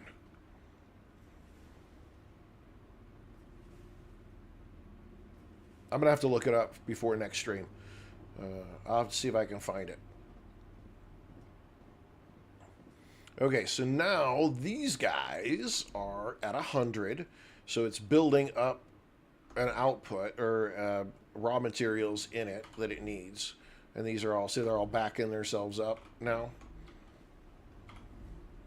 This is trying to play catch up with the titanium rods. It looks like I need to add another titanium rod. Is it 2 to 1? No, it's 1 to 1. But just the titanium rods were so far behind, I guess. I don't know. That's kind of weird. I'm gonna have to look it up though. We're gonna have to find out. There was a game out there that your nodes did have an amount of resources, which is why hunting down pure nodes was a big deal.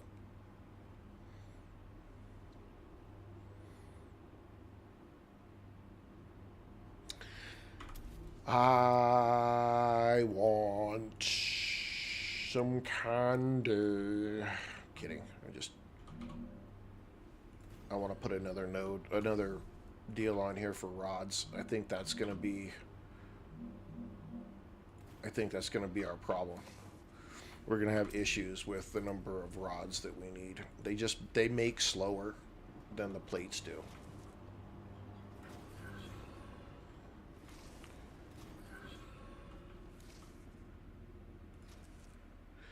And luckily enough, we can feed right into it. All right, let's turn this on.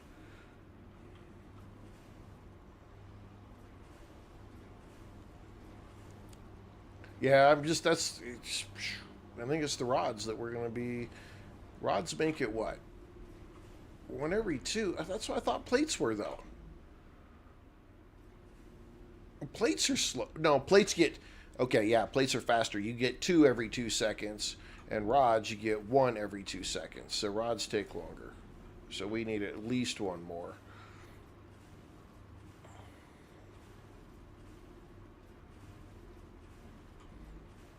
Once I get 100 titanium bars built up in here, then I'll open it up. Or at least 50. Where are we at? When we get to 50, then I'll turn this one on for rods. And that should help us out. Because as soon as I do this, then I need to put storage over here so that I can ship it down to the valley where we're going to bring the wire and the ceramics and make the other item we needed. Okay, let's go ahead and turn that on. It'll pass all that through.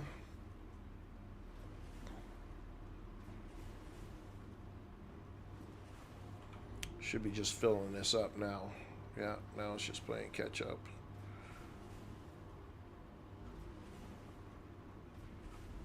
And we're catching up. All right, we're caught up now. And I like I said, I didn't front load this, but I'm glad I stuck around to look so that I could see if it was handling it. And technically, it should have handled it. But it's the distance, I think, that is killing me. If I would have had these set up to feed the first 400 or even the first 800, it wouldn't have been a problem. But being that that node back there is only pumping out 4 at a time, it can only do four of these at a time, which is what we had. But because we didn't have anything in it to start with, it was just constantly playing catch up, and it was trying to ship it at 4 every 1 second, and that's too hard to do. If it was right there and it was a short distance, probably it wouldn't have been an issue, but we had such a distance to travel that just made it unreasonable to do. All right, and we are filling up ours. Okay, let's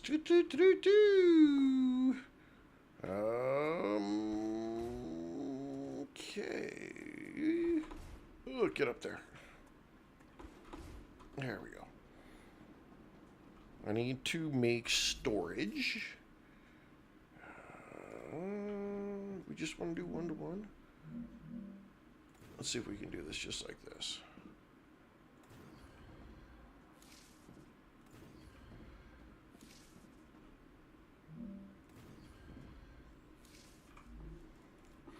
Alright, so now we're going to take our storage here and we're going to run it down to this end because it puts it closer to where we want to ship it to. And there we go. Alright, let's go ahead and turn the storage on. And we'll make this system work just a little bit. And then we'll go down here. And then we just have to put up the supply lines in and find the furnace.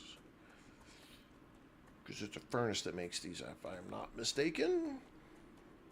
That's another piece that I hope that they get in the game. A lot of people have been talking about it, is when you hit tab and you come to this and you can see my blueprints and you can see, your weapons and your healing and throwables, and you can see your skills. There needs to be one more, or they need to revamp this one so that when I hover over it, I can see what it takes to make it.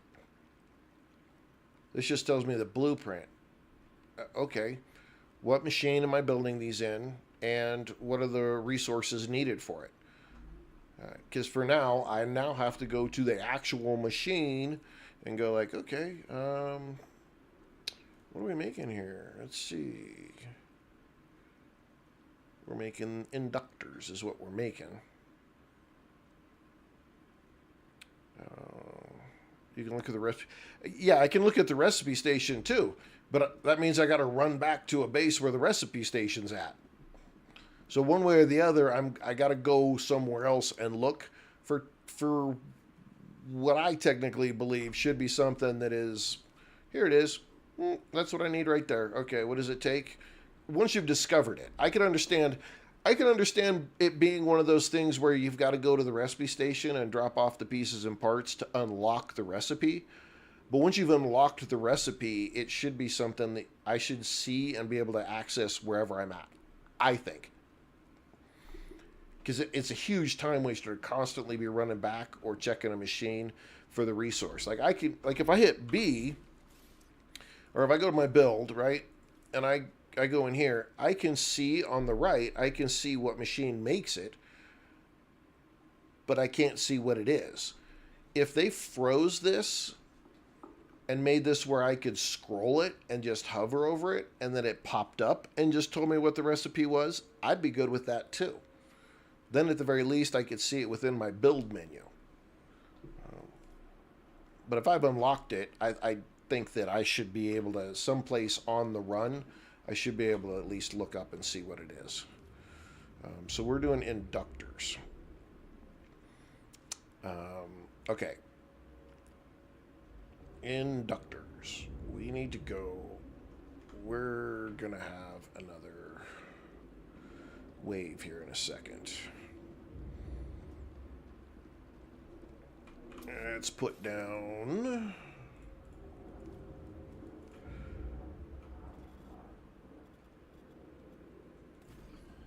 Let's start filling this gap. I probably could just bring those. I could probably just bring those down here, and we could just do it right here, because my stuff for the inductors, the wire's right there, and the ceramics are right there.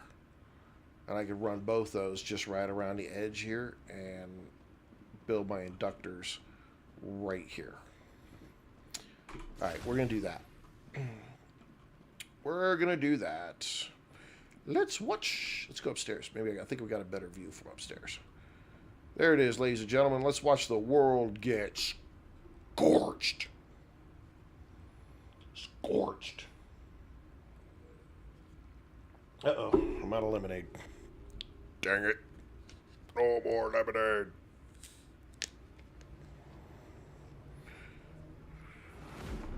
Saved you from becoming a bacon?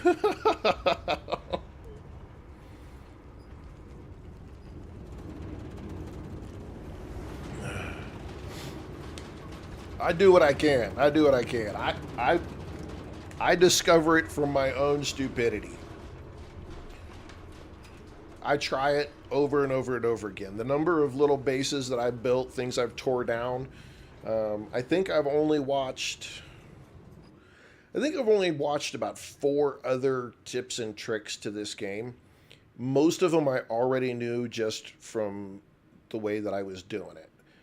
I did learn the pillars around your core from somebody else, and I did learn that the poles have to be offset by 2 if you put them in a line to feed to your multi-inputs machines. Those were the 2 things I did learn. Everything else I kind of knew, but pillars around the core. I can't see my core from here because I always put it on the backside. I will show you pillars around the core.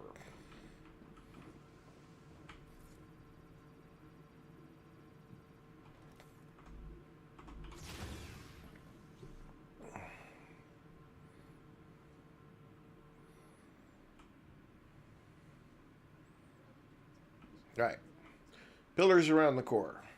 So you put your core down, all right, and then you go around the core with supported platform, all right, at the same level that your core is, okay?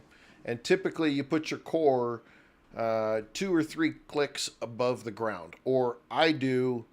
I'll just show you real quick. I'll take a core. And I got to go out here somewhere. Oh, I got to go way out here somewhere.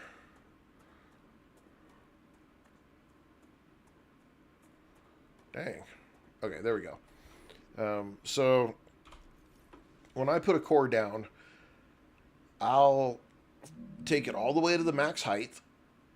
Once it hits that point, I'll go 1, 2. And then I hit T. That freezes it in place. And I can look and see where the core line goes so that I can make sure I'm getting over a resource that I need or I'm lining up with other core boundaries. And then if that's the right place, then you can just do your left click and that puts it on the map, right? Then you come in, grab your supporting platforms, and you match it up to height, hit Y, hold the right button, and you can put these one block around your core. Okay? Now your core is off the ground, so if you are doing base defenses, you don't have to worry about the Goliath getting to your core because it can't jump. And then you take the pillars, and you pillars will stack 3 high. And now creatures can't jump over it, and the spitters, those little green spitting pieces of garbage, they don't aim that high. They don't aim straight up. And by the time they get to the distance that they need to shoot above it, because they always aim for the pole, they can't. They're so far back, they're out of range. And so this protects your core from any of the creatures attacking it.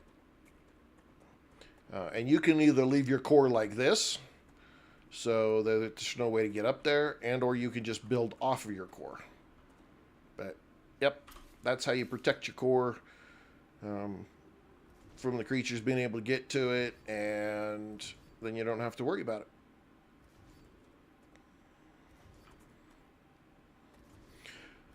Because when the creatures, when the bugs and stuff, when they try to attack, they're going for your core.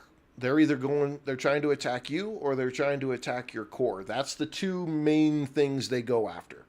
Occasionally they'll go after a single item, if it's one or two of them, but on like the base attacks that they do, they're going for the core, or they're trying to kill you.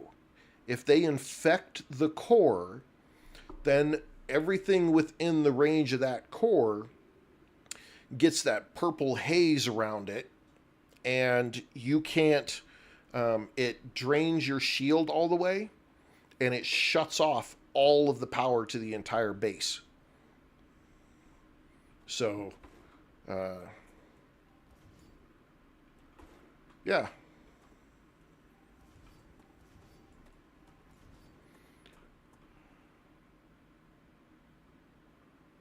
That's why you keep your elbows tucked. Guess I don't understand that one. Yeah, if you don't ever upgrade a core, to protect your core, yeah. Got it. I'm chasing. If you don't ever upgrade your core to encourage the bugs to attack your base, then it's not really something you have to worry too much about. Because you might get a one bug here or one bug there, and it's not really much of an issue. But if they infect a core, then the bugs will start spawning from within your area. And man, it is a struggle to try to get them out of your base and clear that core. You'll get an infection. There'll be like somewhere on your core, there'll be like a little blue-purple bubble. Looks like a pustule or something. You'll see it. You'll have to look for it, but it'll be on your core somewhere. You shoot that, and it breaks it off of the core. And then it takes a little bit for the infection portion to like collapse and go away. And then when it goes away, all of your stuff will turn back on. But in the meantime, you got bugs popping up everywhere, and it shuts down your whole base. And yeah, it's just, which again goes to tip probably number 2 in my most important tips. Everywhere you build a core, build a habitat. Everywhere you build a habitat, put in storage and put food and basic building materials, and here, put in your corporate terminal, your analyzer, your recipe station, a basic workbench along with the weapon, along with the equipment upgrade station, and then at least two storage boxes. One you put some food and you put some ammunition in, and the other one you want to put some building material and stuff like that in, so that if you die, okay, you can always set one of these as a regeneration chamber. When you come back to this point, you lose. When you come back and have to regenerate, you don't have anything on you. Your inventory's blank, and you're usually about a quarter of food and water. So if you have those items set here at your base, you can make a new gun, you can have some ammunition, and you can get your food and water and stuff all back up to level. And then you can go attack again or go get your other stuff back. But if you don't have any of that, everything is at your main base, and you die and your main base core has been infected,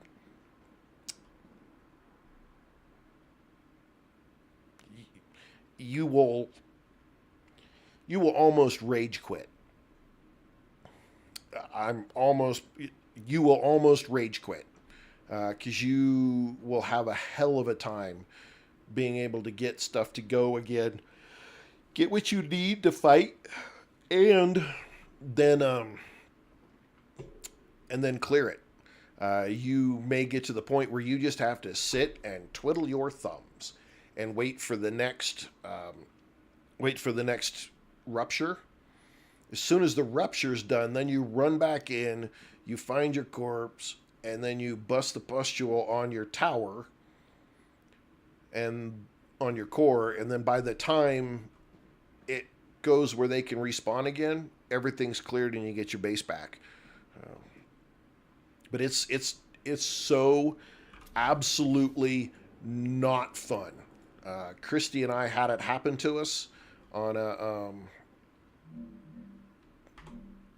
a game that we were playing, and man, let me just tell you, I'm glad that they don't count deaths like 7 Days to Die does, because we died so much that it was. And the only place that we had a base over here, but the only place we were set to regenerate at was the main base.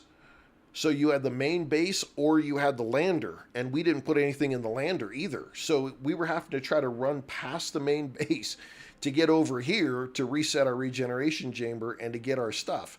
Well, as we were trying to get past the main base, we were getting infected because the core was infected, and then they were chasing us down all the way down the road, and man, it was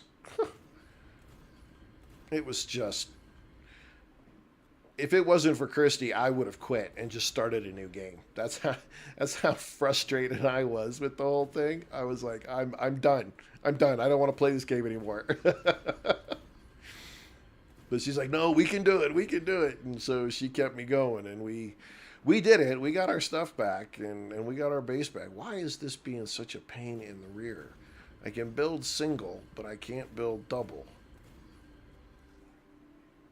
That doesn't make any sense. I can't even do it there, though, either.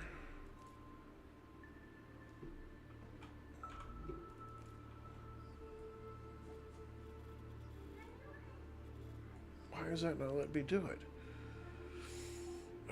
Okay, we're going to just do it like this. We'll do it the other way. We will do it the other way.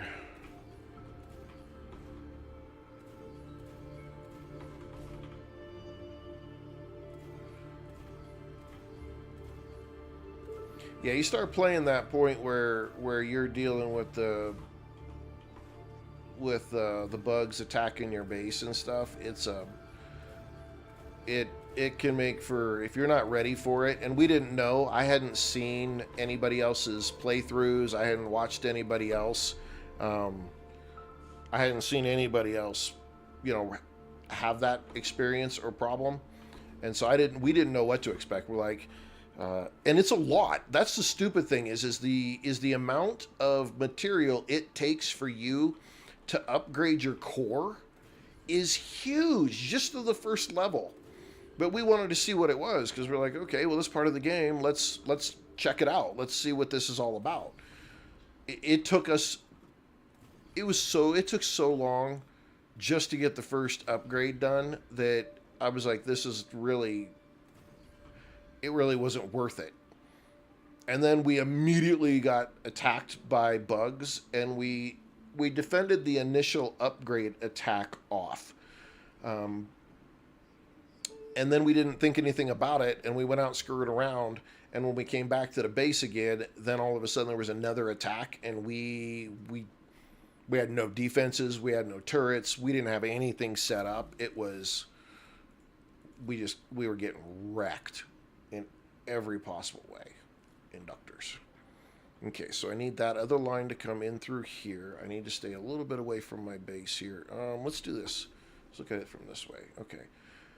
So I need 1, 2, at least 3. So we'll go 4. We're bringing one line in through there. So we'll do 1.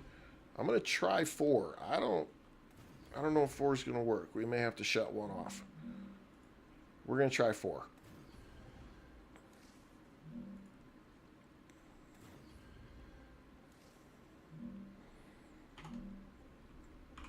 Okay, let's get some towers together. Connectors, I guess. Okay, so we want that stuff to come in right there. We're going to have it come in here. I'm going to make this one be the lowest one. So, and I'm standing right in the way. That one will be normal height. Oh, you're all screwed up. That figures. This one will be up 2. This one will be up 2.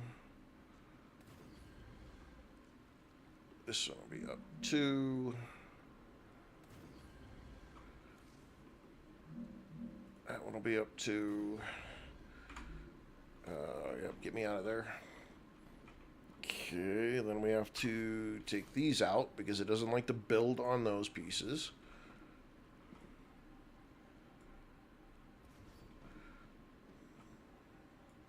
And Scott makes the best point. You need to protect your core. Even if this is all you do, because I have cores that are out there just in the middle of the world, so I put a habitat on for somewhere that I'm going to build a base in the future. And I've had the stupid bugs, 1 or 2 little roving group of bugs, they've gone and attacked that core when I wasn't paying attention. And yeah, I came back and I'm like, what's wrong with it? Oh, they infected it. And then I had to fight the bugs at that core to free it up so I could build there. It was a pain. So protect the core. Protect the core. Always protect the core. Sorry. Alrighty, so this one here, we want to come off of that. And that is not in a way that is conducive to making me happy.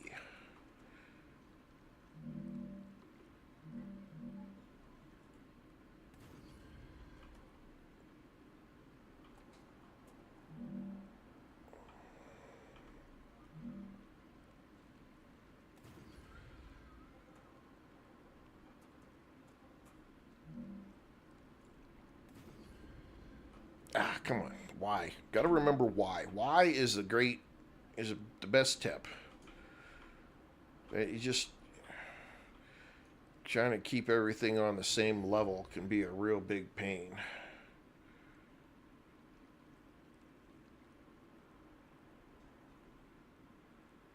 Game access. Oh, sorry, dude. I'm kind of focused, man. I'm trying to get this built, and I'm really sorry. Hopefully you're still there, but hey, what's up? I'm sorry. When I get talking and I get into the game big time and get focused and what I just man,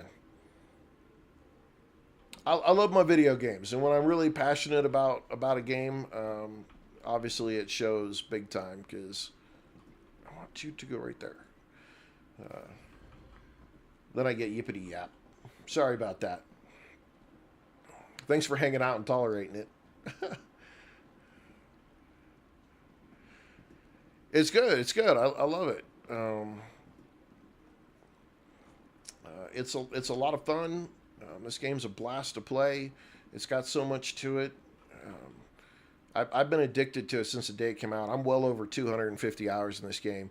I don't use the 3 rails right now, Shoe Crew, because it's broken. It doesn't keep your stuff separated. Your items.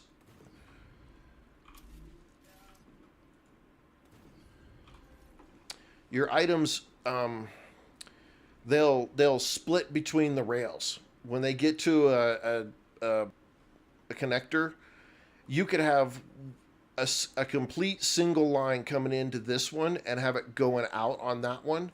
And you could have one coming in here and going out the other. If you're going to the same place, so if I'm headed here and I want them separated when they get here, they won't. They cross this, they jump between these 3 lines as needed. And it is absolutely, it's so frustrating. So I don't use them right now. I will in the future, but right now I don't use them. Because they cross the line. Well, I appreciate you stopping by. Thank you. It's awesome of you to come check out the stream and see what's what. All viewers, anybody who stops by and just says hi is a treat for me. Okay, so we got that. We're gonna be weird. No, I want to go off at this side right here. Is it not? There we go. Yes, I know this is dorky. I get it. I'm just, at this point, I'm just trying to get to, we're 2 hours and 53 minutes of what I normally stream of 3 hours. And we have 7 Days to Die coming up here in an hour. So I'm trying to kind of get through this, get our inductors set up and ready to go before we get to the point to end the stream on StarRupture. Again, we will be back in an hour, and we'll be playing 7 Days to Die, another absolutely fantastical game. Game Access, this is, I don't want to say this is my favorite game, but right now, it is the one I am most addicted to. My top favorite game is 7 Days to Die, which is what I play in the evening times, which is what will be coming up here in about an hour. And I have well over... I'm pushing 5,000 hours on 7 Days to Die. But I'll tell you, at the rate I'm going, this game is going to be, woo! It's probably going to be my second most played game here really fast. Really fast. GTA is awesome. I love GTA.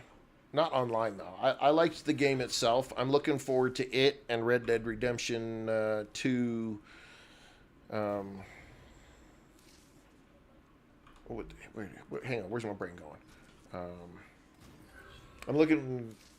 I liked the GTA, the game itself. I'm not a huge fan of competitive anything as a competitive multiplayer. I'm uh I'm too old for that shit.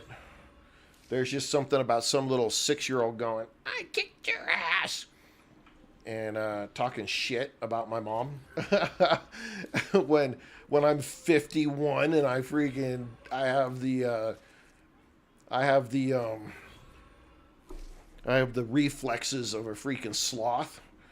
Yeah, you kicked my ass, all right, because I suck and I know it. I love co-op games. I love co-op survival games. I'm a huge fan of a lot of the single player big stories. So GTA, Red Dead Redemption are good. I've never had a chance to play God of War, which is unfortunate. I kind of wish that I would have been able to get into that game back in the day, but it was PS5 only, and I was an Xbox player. What are we making? We're making inductors. My love of video games inspired me to stream. I have been playing video games since the 1980s from an Atari 2600, and I have loved video games ever since. The first video game that I actually coded was it was on a TSR 80 computer from Radio Shack, and it was a version of Russian roulette, and so I've loved video games ever since, and it just kind of came to a point. I said, I've been watching streamers and I've been watching this and doing this for so long. It's like, I think I can do this really good. And I just told my wife, I said last year, I said, hey, I'm just going to try streaming. And I'm going to see what happens. And if nothing happens, okay. And if something great happens, awesome. But it's something I wanted to do, and it was kind of a bucket list thing. And the reception for my streams has been fantastic. And everybody's been super supportive and wonderful. And so it's been a really great experience. I've had a really good time doing it. I love talking to people about video games. I do. I'll talk my head off all day long about video games. So, as you can see, I get into it and do it. So your wife inspired you to stream? That's awesome. What made her say go do that?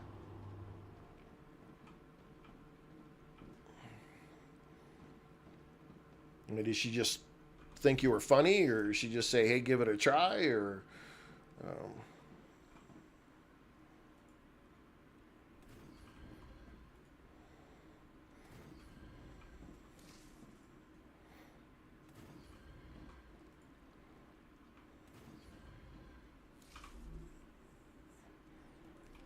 all right, okay. Do we have to sell? We have to ship these off? Does anybody remember? No, inductors. We don't have to ship inductors off anywhere, do we? Does anybody remember? Nobody wants inductors. Stabilizers, stators, no inductors. Do we need inductors in here? We need 100 inductors right there. Furnace. We need inductors. We need 200 inductors there. Okay, so we do need to keep them here.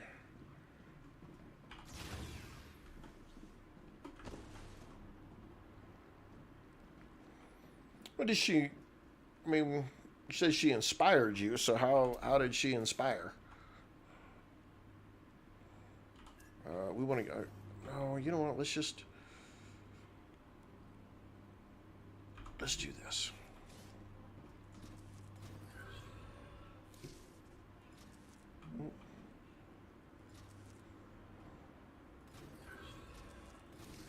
My wife didn't understand it. She's like, I don't understand it. I don't get it. I'm like, man, I play video games all the time. Why shouldn't I share it with, with other people and have fun with it? Let's see, we're going to need these, though.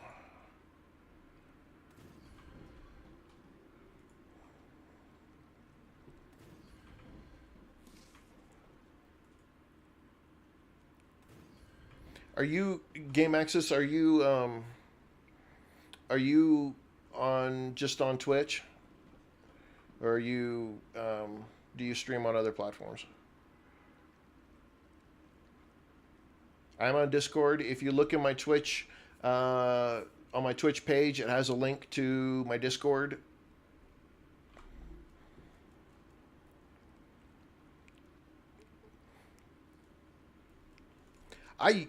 Scott, I used to love watching people build stuff, and then it got to a point that I was doing it, and I'm like, oh my god, I could do that so much better.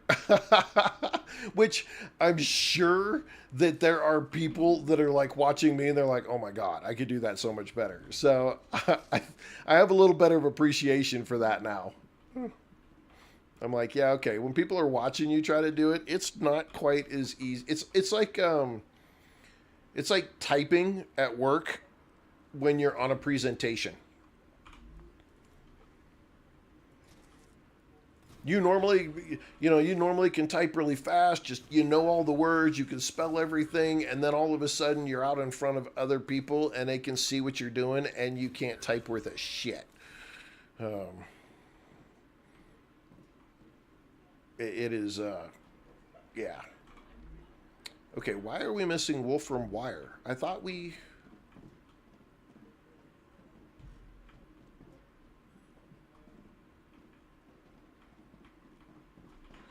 Did we not connect to Wolfram wire? I want to fix this. We're right at time, and I want to fix this. Why is there no Wolfram wire? Wait a minute. What did we bring in? Is that Wolfram powder?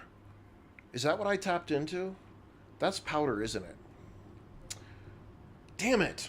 All right, well, okay. Didn't need to do that. We done messed it up. What the hell, man? When y'all catch that? Tell me I was doing it wrong.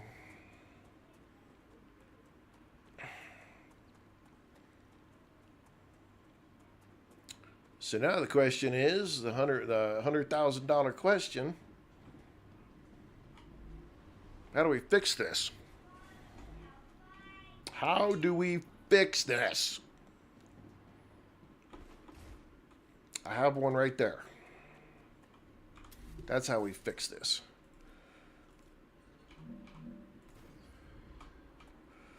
This should be at least a 4. Yep, that's how we fix this.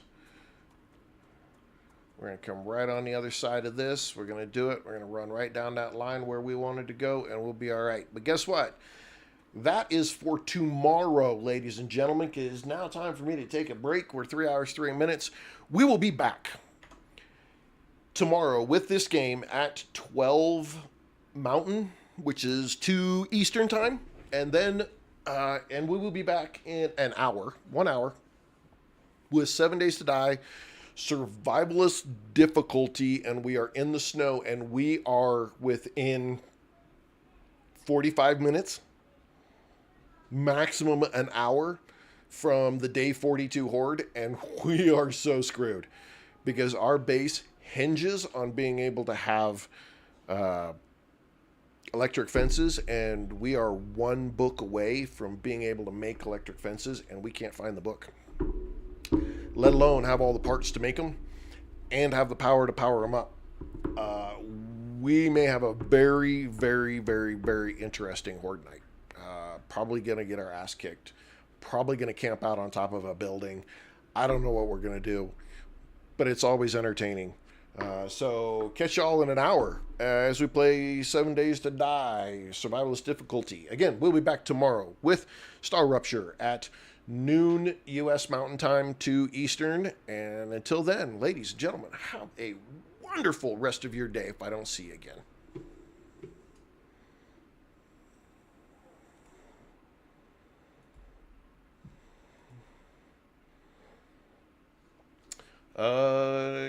Gamer access. What do you mean you can't get? I can't get you.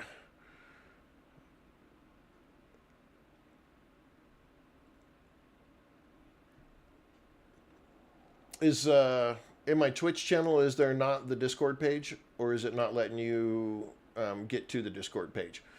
Because there's a survival gym gift Discord page.